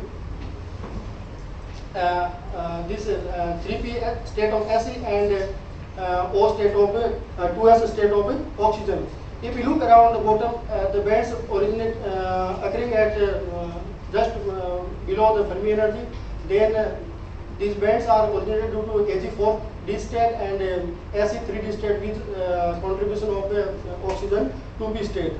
If you look at the conduction band, then the interaction between different orbitals change, and here the main contribution comes from Ag-p state and Ac3D state with small contribution from O2p state. This is the immediate part of dielectric constant, which can be interpreted in terms of band structure, how the peaks originated, by just taking a difference between conduction band energy eigenvalue of a particular band structure from a conduction band and particular eigenenergy state from a particular valence band. So here we see that over peak just started from around 2.8 electron volt. This suggests that in the solar spectrum it's not useful for ultra visible IR visible region, because here no interaction between electrons and photons occur. So from 2.8 electron the peaks just arising. So here the electron interaction between incident photon and electrons starts. It means and this energy range fall into the UV region of the solar spectrum. So we can see that our material can be candidate for solar cells for wide band gap semiconductor. This is the refractive index. Here we calculated this or refractive index by using LD and GZA.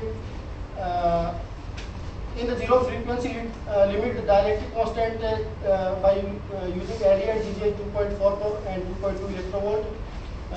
And the band gap calculated from LD and GZA is 2.76 and 2.80 respectively.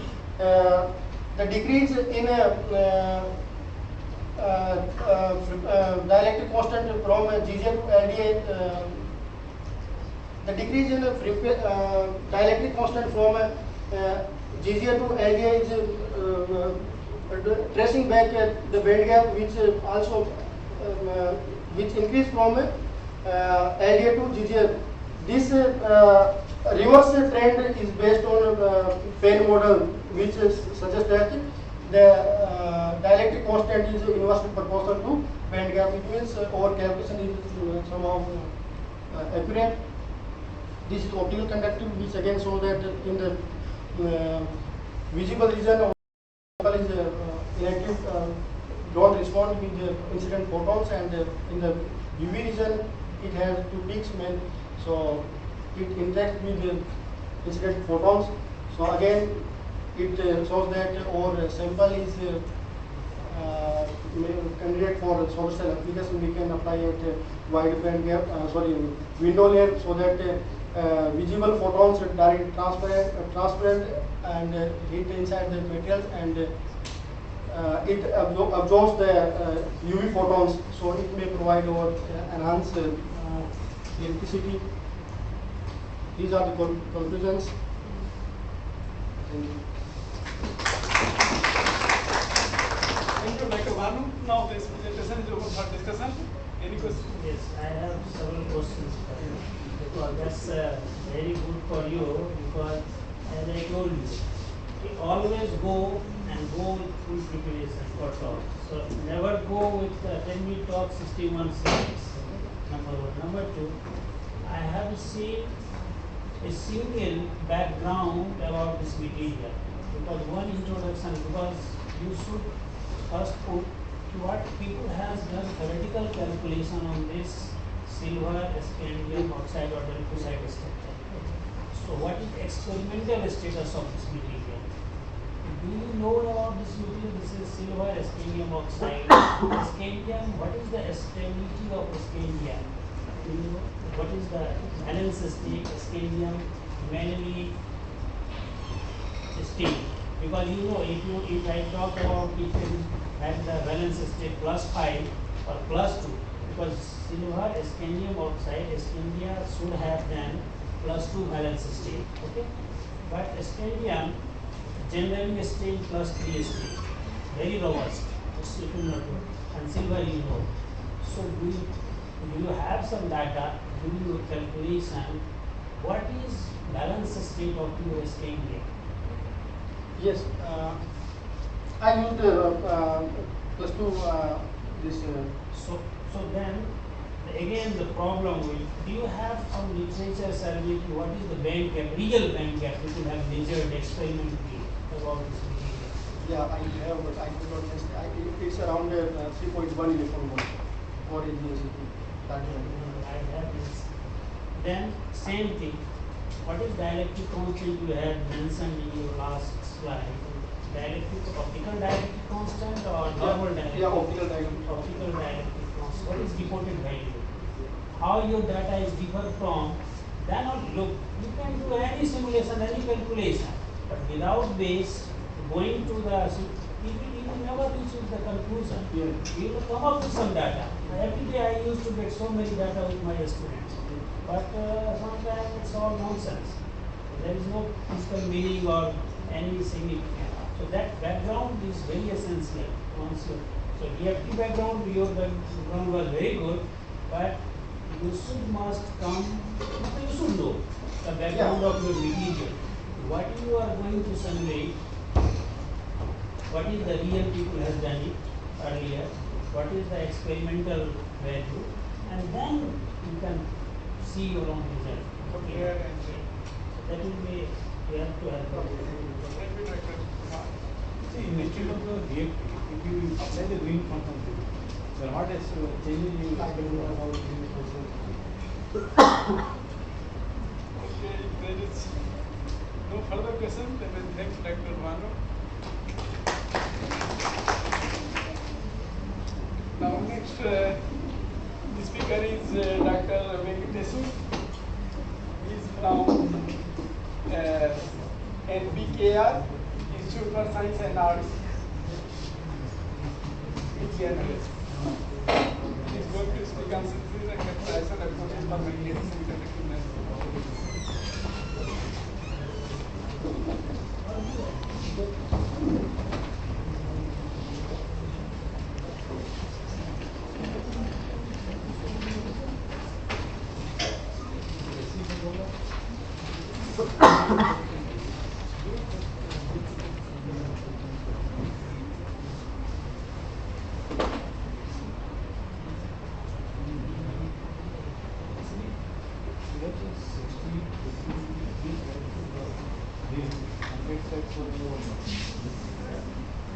afternoon, everybody. At the outset, I would like to show my gratitude towards Dr. Srivastava sir for giving this opportunity to speak.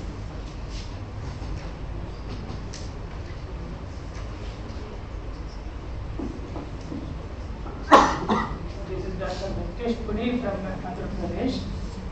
My research topic is synthesis and characterization of approaches for magnetic semiconductor manufacturers.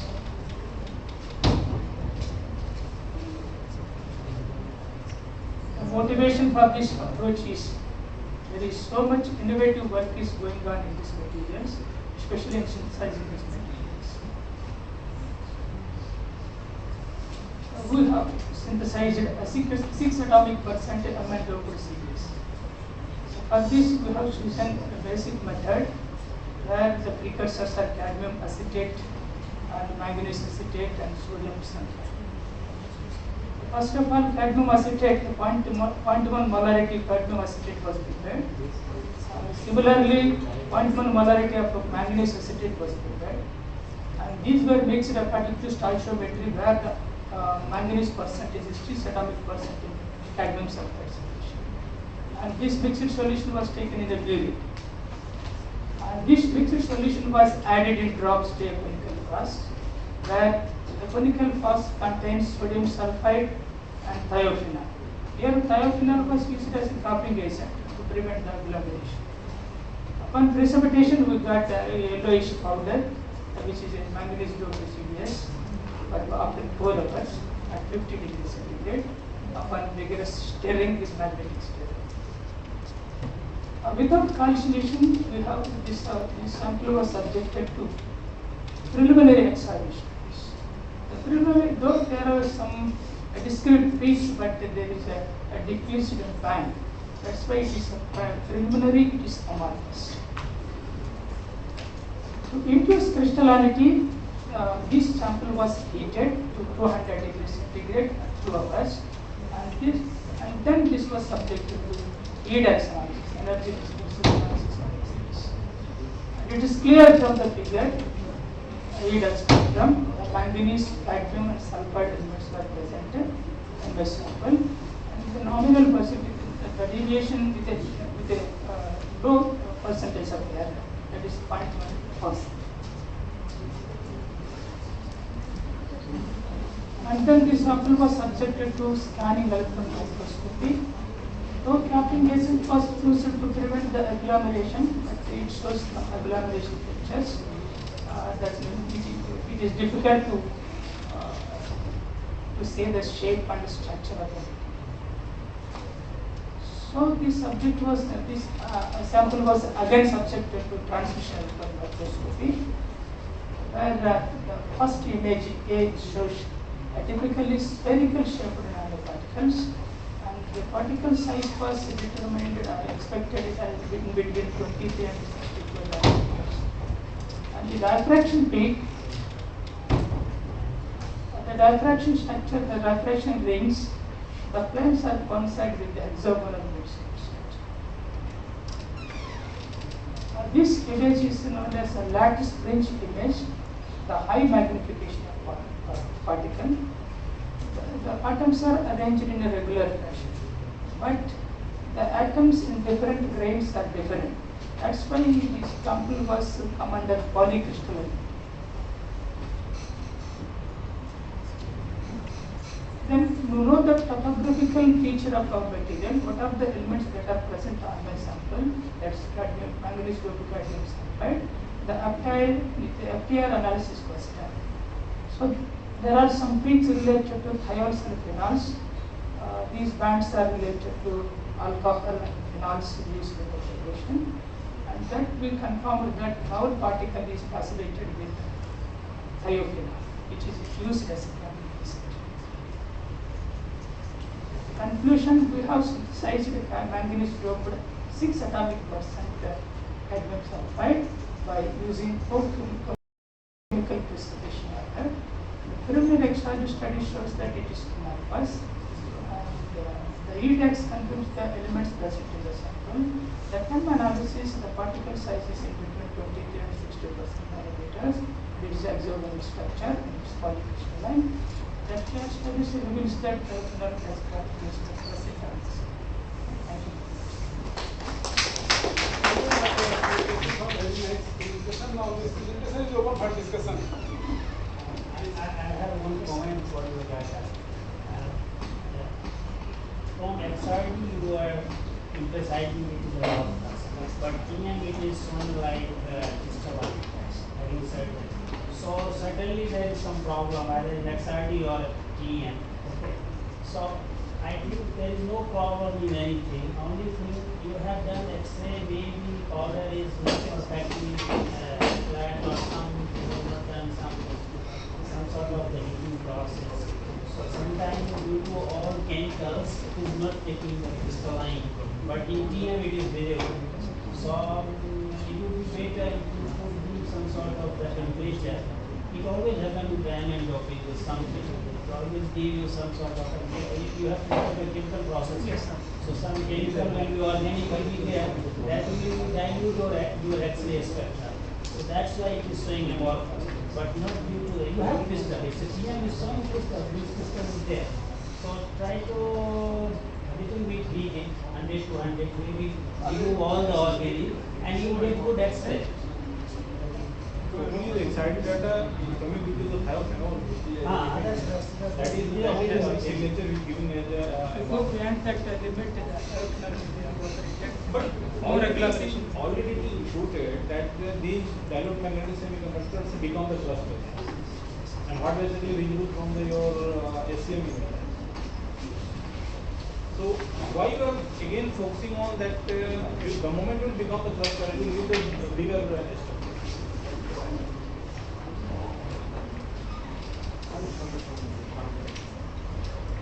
So if there is no question, thank you, Dr. Vinci. There is one announcement. So I circulated one feedback form. Okay, so there may be somewhere. Okay, so please try to fill out your information in there, and the trial license is available. Those who want can come down here and take it in pen drive, and brochures and cards are also there. So those who require, they can come down and take it. Thank you. After this lecture.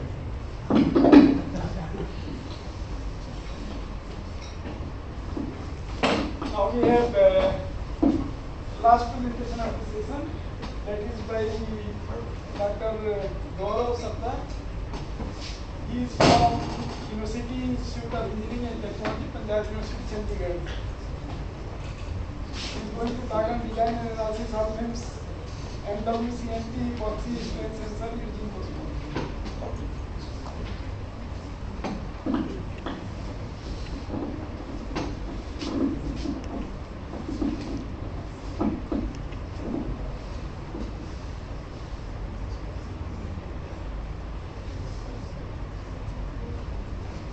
Good afternoon all. Myself Gaurav Sapra, and I'm working as assistant professor at Punjab University, Chandigarh, the engineering department. I'm going to present my paper, that is design and analysis of MEMS-based IWCNT epoxy strain sensor using Condensed. The motivation for this paper is because the carbon nanotube-based strain sensors are turning out to be the replacements for all the traditional sensors like strain gauge, PZT and PVDF, because they possess very high gauge factor. They have multi-direction strain sensing capability. They are highly flexible. They have low mass density, high dynamic range, and highly sensitive to strain at nano and micro scales.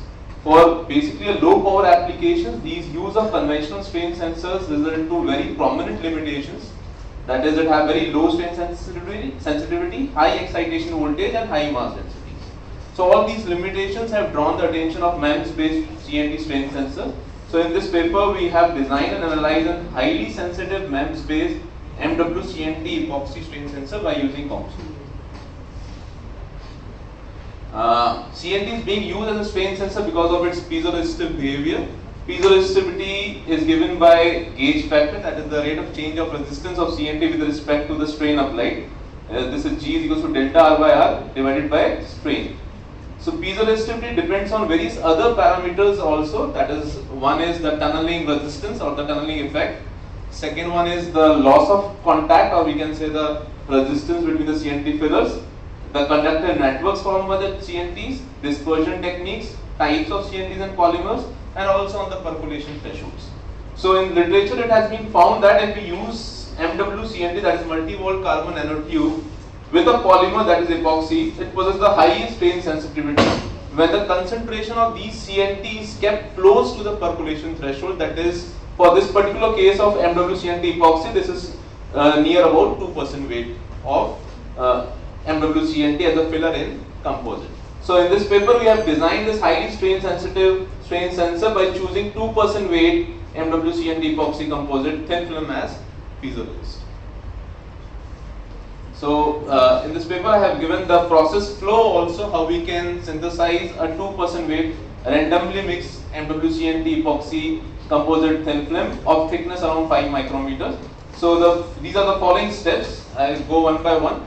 The first step is that we need few grams of epoxy and a 2% weight of CNT that need to be added into a mixer, which is a planetary mixer at a speed of 2000 rpm, and then it is degassed in the vacuum for few hours at around 100 degrees centigrade.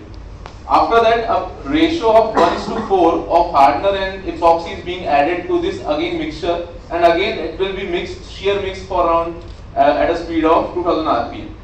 The third step is the 2% weight is then poured into a mold, and it is cured and then post cured after that. So to fabricate a uniform thin film, we need to either adopt these three techniques. One is drawdown processing, spin casting, or hot pressing. In literature it has been found that drawdown processing is found to be the most appropriate technique for getting a uniform thickness with this particular composite. So finally this will be getting a thin film of uniform thickness 5 micrometer, which will be prepared after curing for few hours, followed by the post curing at around 70 degrees centigrade for few hours. So this is what we have proposed at design, and finally after the analysis I will be fabricating this device at SENS ISC Bangalore. So in this, this is a silicon wafer, and by spin coating, this Omnicoat sacrificial layer of 200 nanometers will be coated on this silicon wafer. After that, by either adopting all the techniques which I have mentioned it over here, that goes with the fabrication facilities that are available at ISC Bangalore. And what are the materials that have been chosen depending on the facilities that is available. So the gold electrodes being deposited by the thermal evaporation sputtering, and the gauges and arms will be formed over this. The third step is the patterning of MWCNT epoxy. We are going to fabricate epoxy by this method, and then by using spin coating and patterning, we will be depositing this. Actually, CVD is not available in ISC Bangalore for deposition, so we have to go with this particular technique. So after that, the another way is after this deposition of MWCNT epoxy, which is behaving as a piezoresistor for this particular strain sensor. So we will be optimizing some standard photolithographic process for doing this deposition. After this, an SU8 polymer, which is a negative photoresist, which is behaving as a cantilever beam of 30 micrometer thickness, will be deposited over here, and over this another 100 micrometer thickness of SU8 is being poured over it by again photolithography. This is behaving as a support for this particular cantilever. So finally, this, because we have put that Omnicoat sacrificial layer, by chemical wet etching will take this off, and this is the final device it looks like. The yellow part is the gold electrodes. These two are the gold metal pads. This is gold, entire yellow is gold. This black is your MWCNT epoxy film, which is behaving as a piezoresistor, and this grey one is the SU8. So this is the final device which we have to come up with, which is behaving as a highly sensitive strain sensor. And this is somewhat analysis I have done using COMSOL, the same device. And I have not put all the results because whatever I put in the paper, I have put that only in this my presentation. This is metal pad, gold, epoxy, SU8. So this is some mathematical modeling which states that when the strain experienced by the piezoresistor located at U is directly proportional to the deflection and the thickness of cantilever beam and inversely proportional to the length of cantilever beam. That means if we increases the length of a cantilever beam, then the strain experienced by the piezoresistor will decrease. So as we increases the deflection, that means higher the deflection at the tip of cantilever beam, higher is the change in resistance, higher is the sensitivity of the device. So once for a limited small values of load, if we get high deflection, that indicates itself that is a very highly sensitive strain sensing device. So this is some other mathematical modeling. We have used this generalized Hooke's law, which relate between stress tensor and strain tensor by this particular equation. So in COMSOL, for doing the piezoresistive analysis, we have to compute this compliance matrix, which is given by this Cij, and in this there are these two are the lengths parameter, lambda and u, which we can compute by knowing the Poisson's ratio, Young modulus.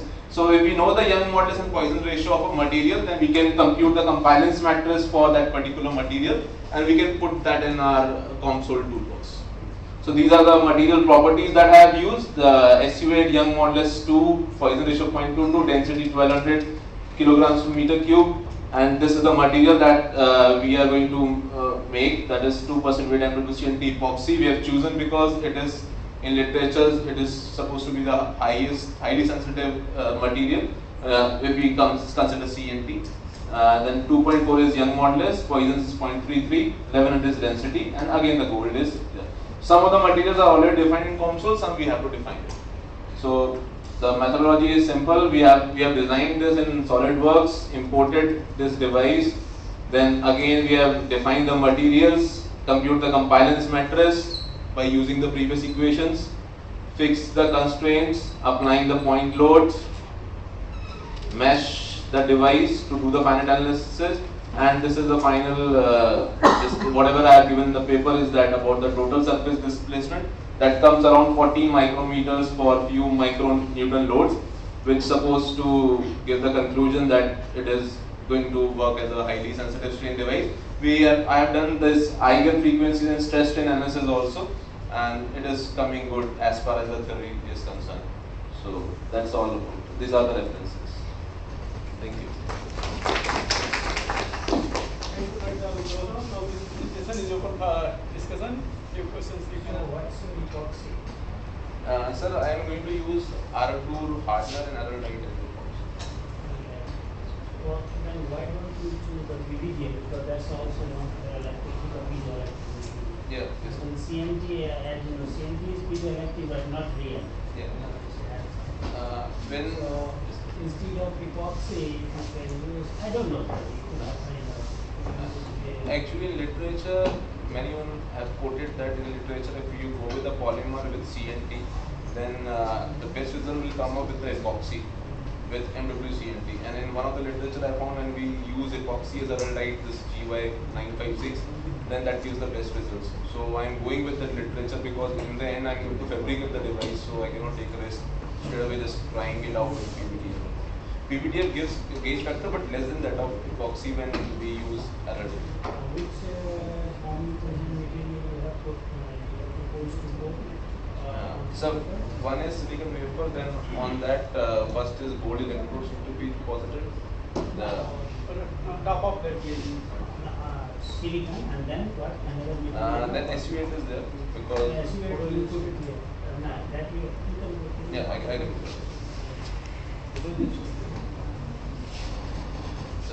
This one, the omni-code sacrifice layer. What it is? Actually, sir, it is basically a solution. The purpose it is come by micro chain chemical. It is come with. I think recently a lot of people are working in Korean. They do some this kind of things, and they made it using the laser. The laser certain in whatever the liquid system is 0.3 micron, with the laser it will release. Yes, that's the reason for using Omnicode, that straight away in the end we can release it. From here we can straight away release it. You chemical weight, but there is no as such. Only with the laser they Laser used to weight. do it. So only some sort of. The purpose of this is just to. Thank you. So now to the inaugural session. I thank all these speakers and thank you all participants for not asking any question because we are maintaining traffic of the room. If you ask question, then the traffic will increase and there will be change in it.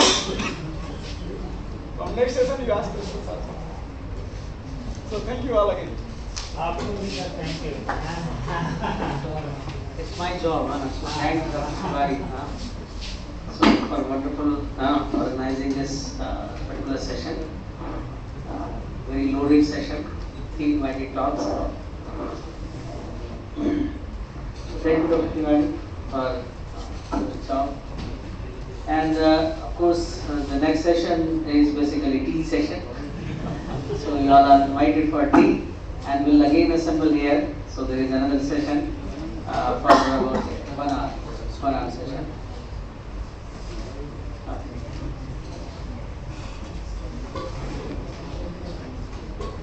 I don't know. Can he will come again? Find another opportunity.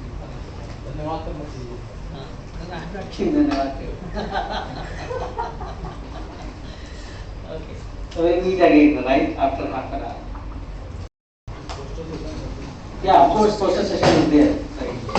So this is the last poster session. Those who have not yet put their posters, they can put right now, because after this we will evaluate finally to decide which poster will be getting this, selected for poster award. Okay. And afterwards there is a cultural evening as per the schedule from 7 p.m. to 9 p.m. Okay. And you must be knowing Ankit Tiwari. Everybody knows Ankit Tiwari, right? So the Guru of Ankit Tiwari will be performing today.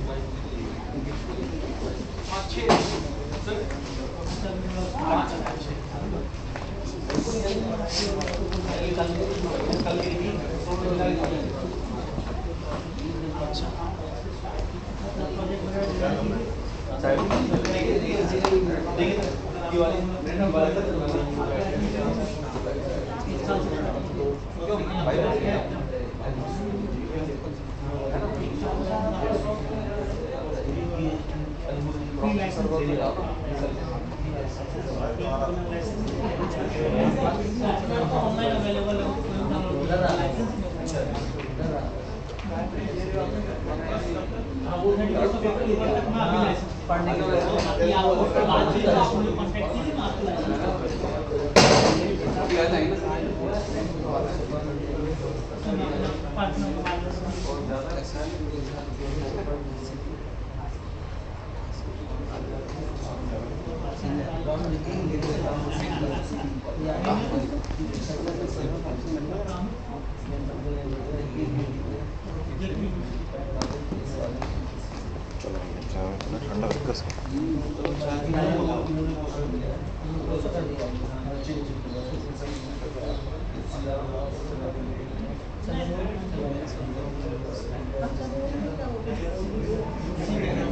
Experimental experimental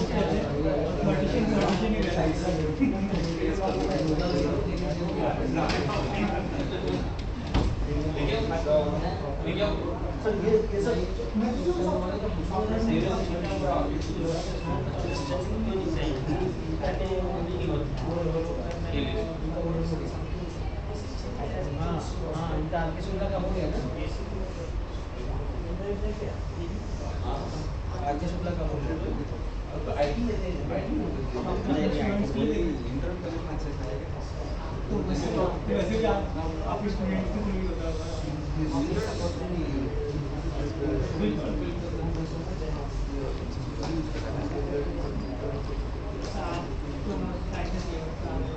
करने का तो ही आपको देश का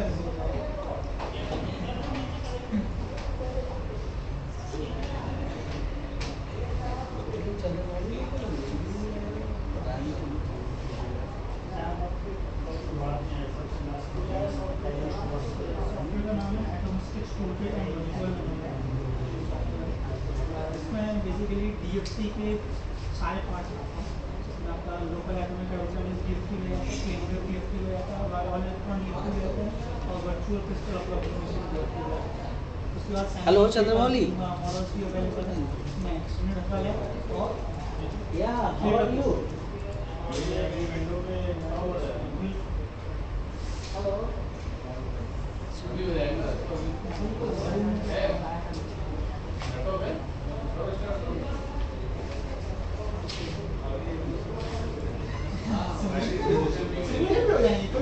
simulation सब बताते हुए लेकिन sir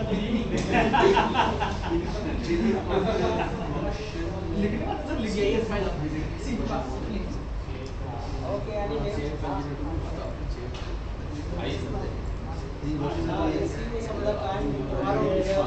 the last session, okay? Okay, Chandramouli, I'll chat to you later.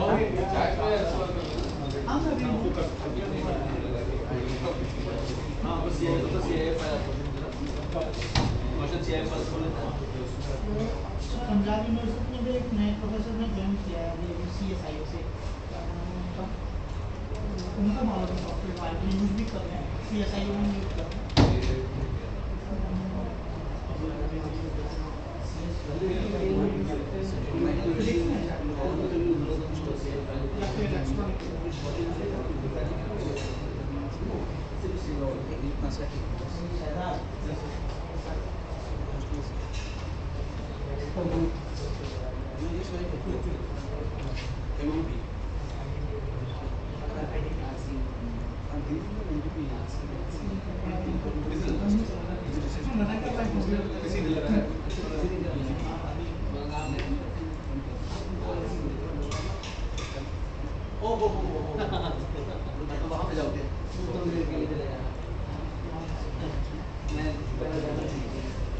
जो मैं भी लाइसेंस दे रहा हूँ करके कुछ बदल जाएगा।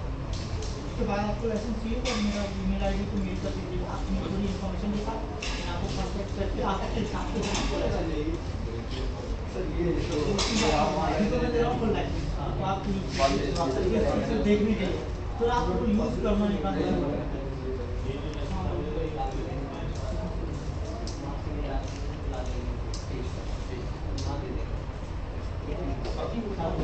सुरेश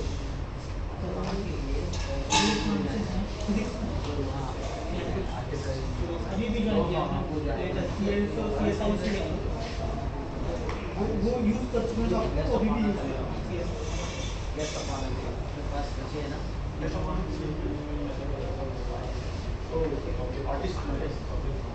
दो तरीके एक या तो परचेज कर लीजिए, दूसरा इनको अनुराग से कॉन्टैक्ट कीजिए, उनके साथ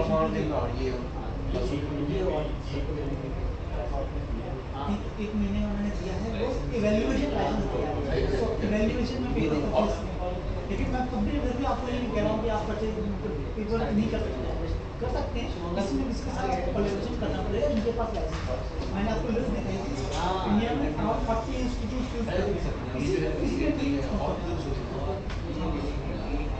पंजाब में CSIO में है और NIWCCMP में है, IMST में बात चल रही डॉक्टर आमिर सरकार से, वो भी हम बात चल रही है, मोहित मैम हमारी बात हो रही है, तो उन्होंने पहले तो डेमो करवाया, तो उसके बाद शो नहीं किया, 2 ग्रेस और 2 ग्रेस और 3 वो हाँ वो यही वो UI तो ये होगा नाम स्टॉप होगा।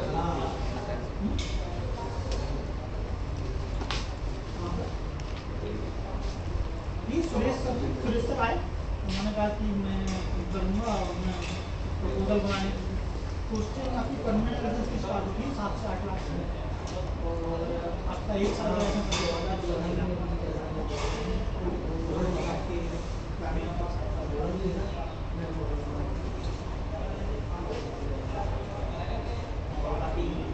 हायर लेवल की licence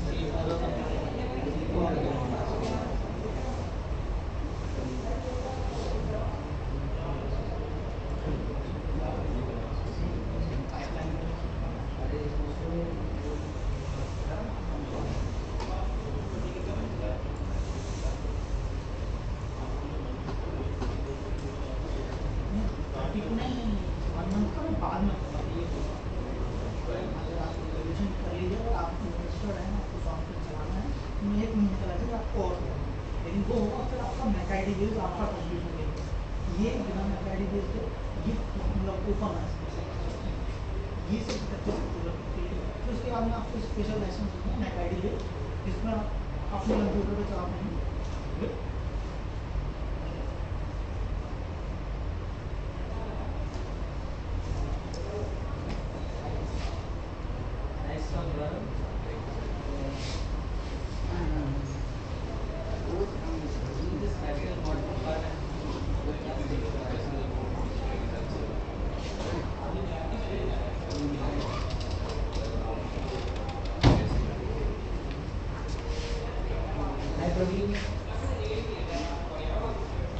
Hello.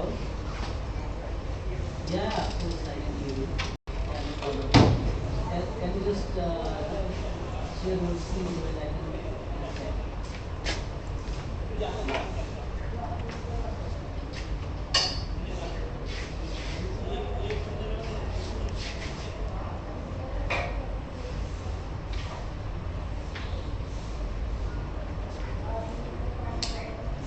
it's loading now. I can see your screen. Just move one or two screens so that I can see your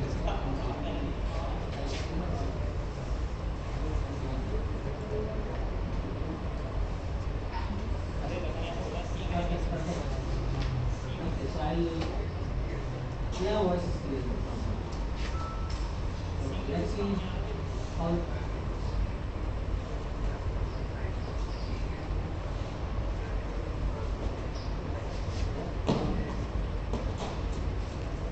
maybe now you can see. Now.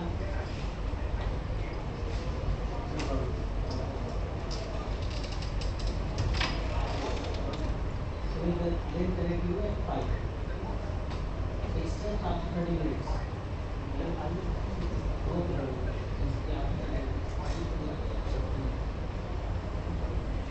ई-वर्कशॉप Praveen पहले भी last year भी आया था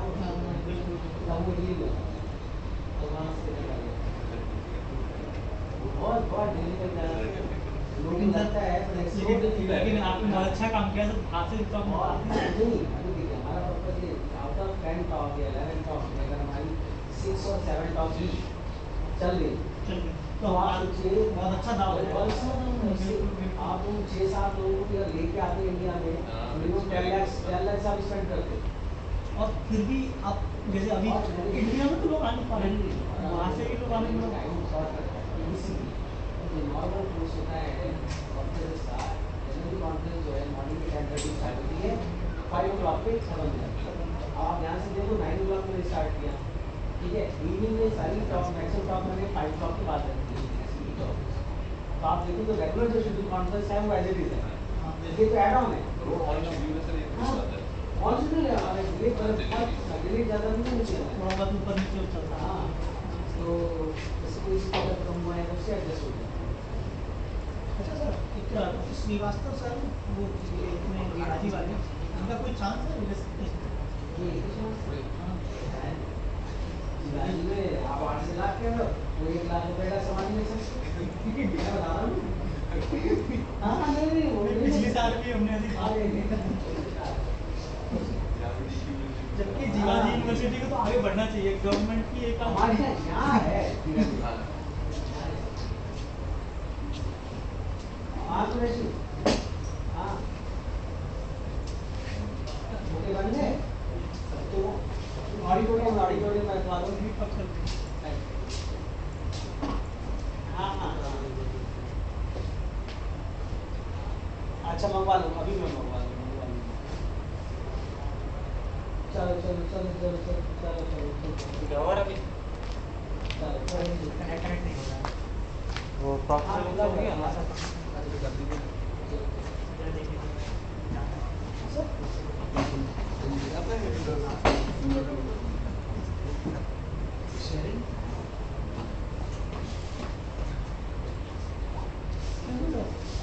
अब जो video recording करा रहा हूँ, एक लाइट सामने वाले को जलनी चाहिए कि सबके चेहरे पे ऊपर चेहरे पे सब पे करना ही पड़ेगा, क्योंकि यहाँ जो लाइट्स है वो जल रही है, तो अब क्योंकि हम रिकॉर्डिंग कर रहे हैं शांति से link banana.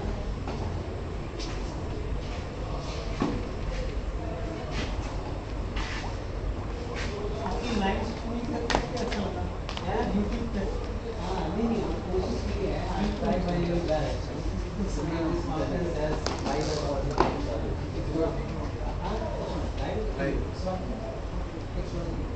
Many things need to be edited, you know. Like those things are there. That was I see. Yeah, those things are there. Somebody is cleaning the, the screen. That also is there. So what I will do, it is being recorded. So the fresh version, edited version of will upload. This is what the purpose is. But at least people are aware that something is going on there. And many people who are having their talks, they are, just watching that, my card is coming back.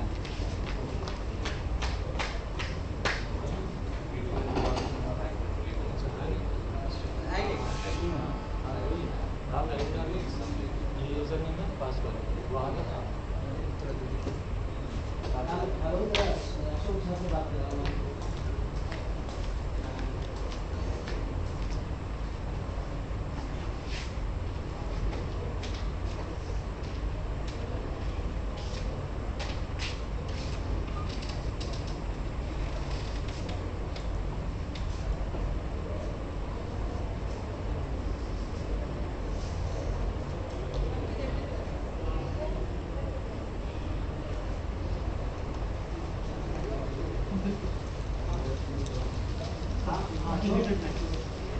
नमस्कार, अभी कल gas हम चले गए हैं आगे, है ना? अच्छा, तो डॉक्टर ठीक है ना? 102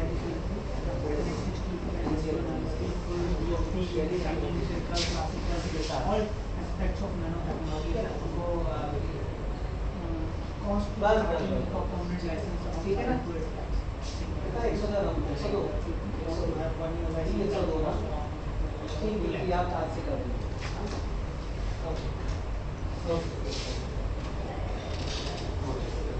Yesterday it was very crowded. Today many people have left now. But they have not informed us. Okay. There is another activity actually. Madhav Rao Sindhya's relatives. They booked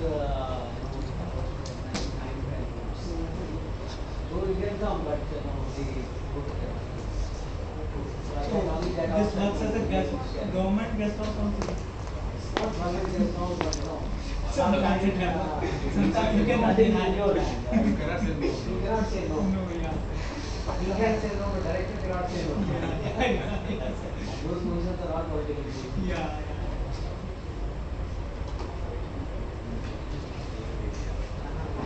I don't have. Yeah, I don't have. Your phone?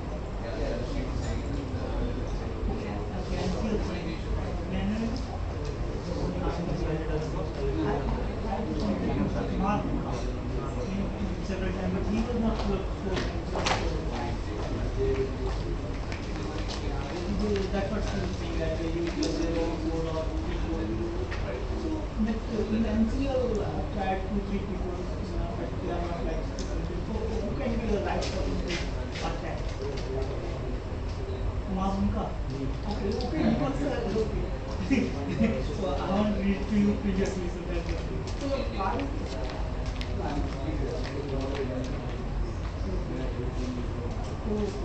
actually, once I contact. This one IWCCMP is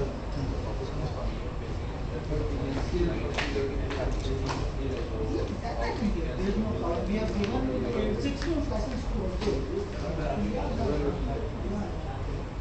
Actually, our policy is like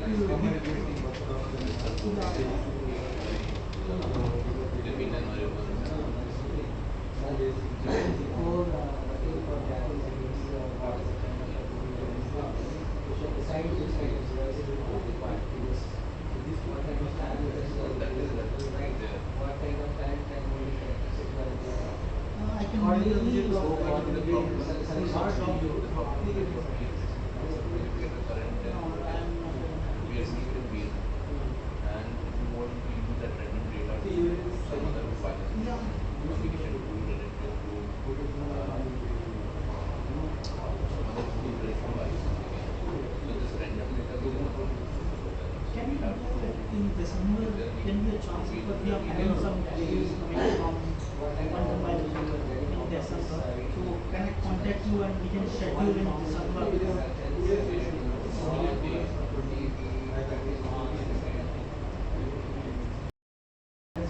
Like only there are 2-3 campuses there.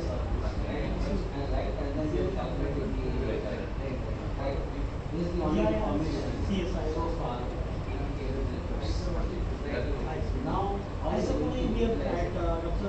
Tulga and Google and there is one restaurant and we became a professor Sahaj Chaturvedi. They talk about like they use 3 codes.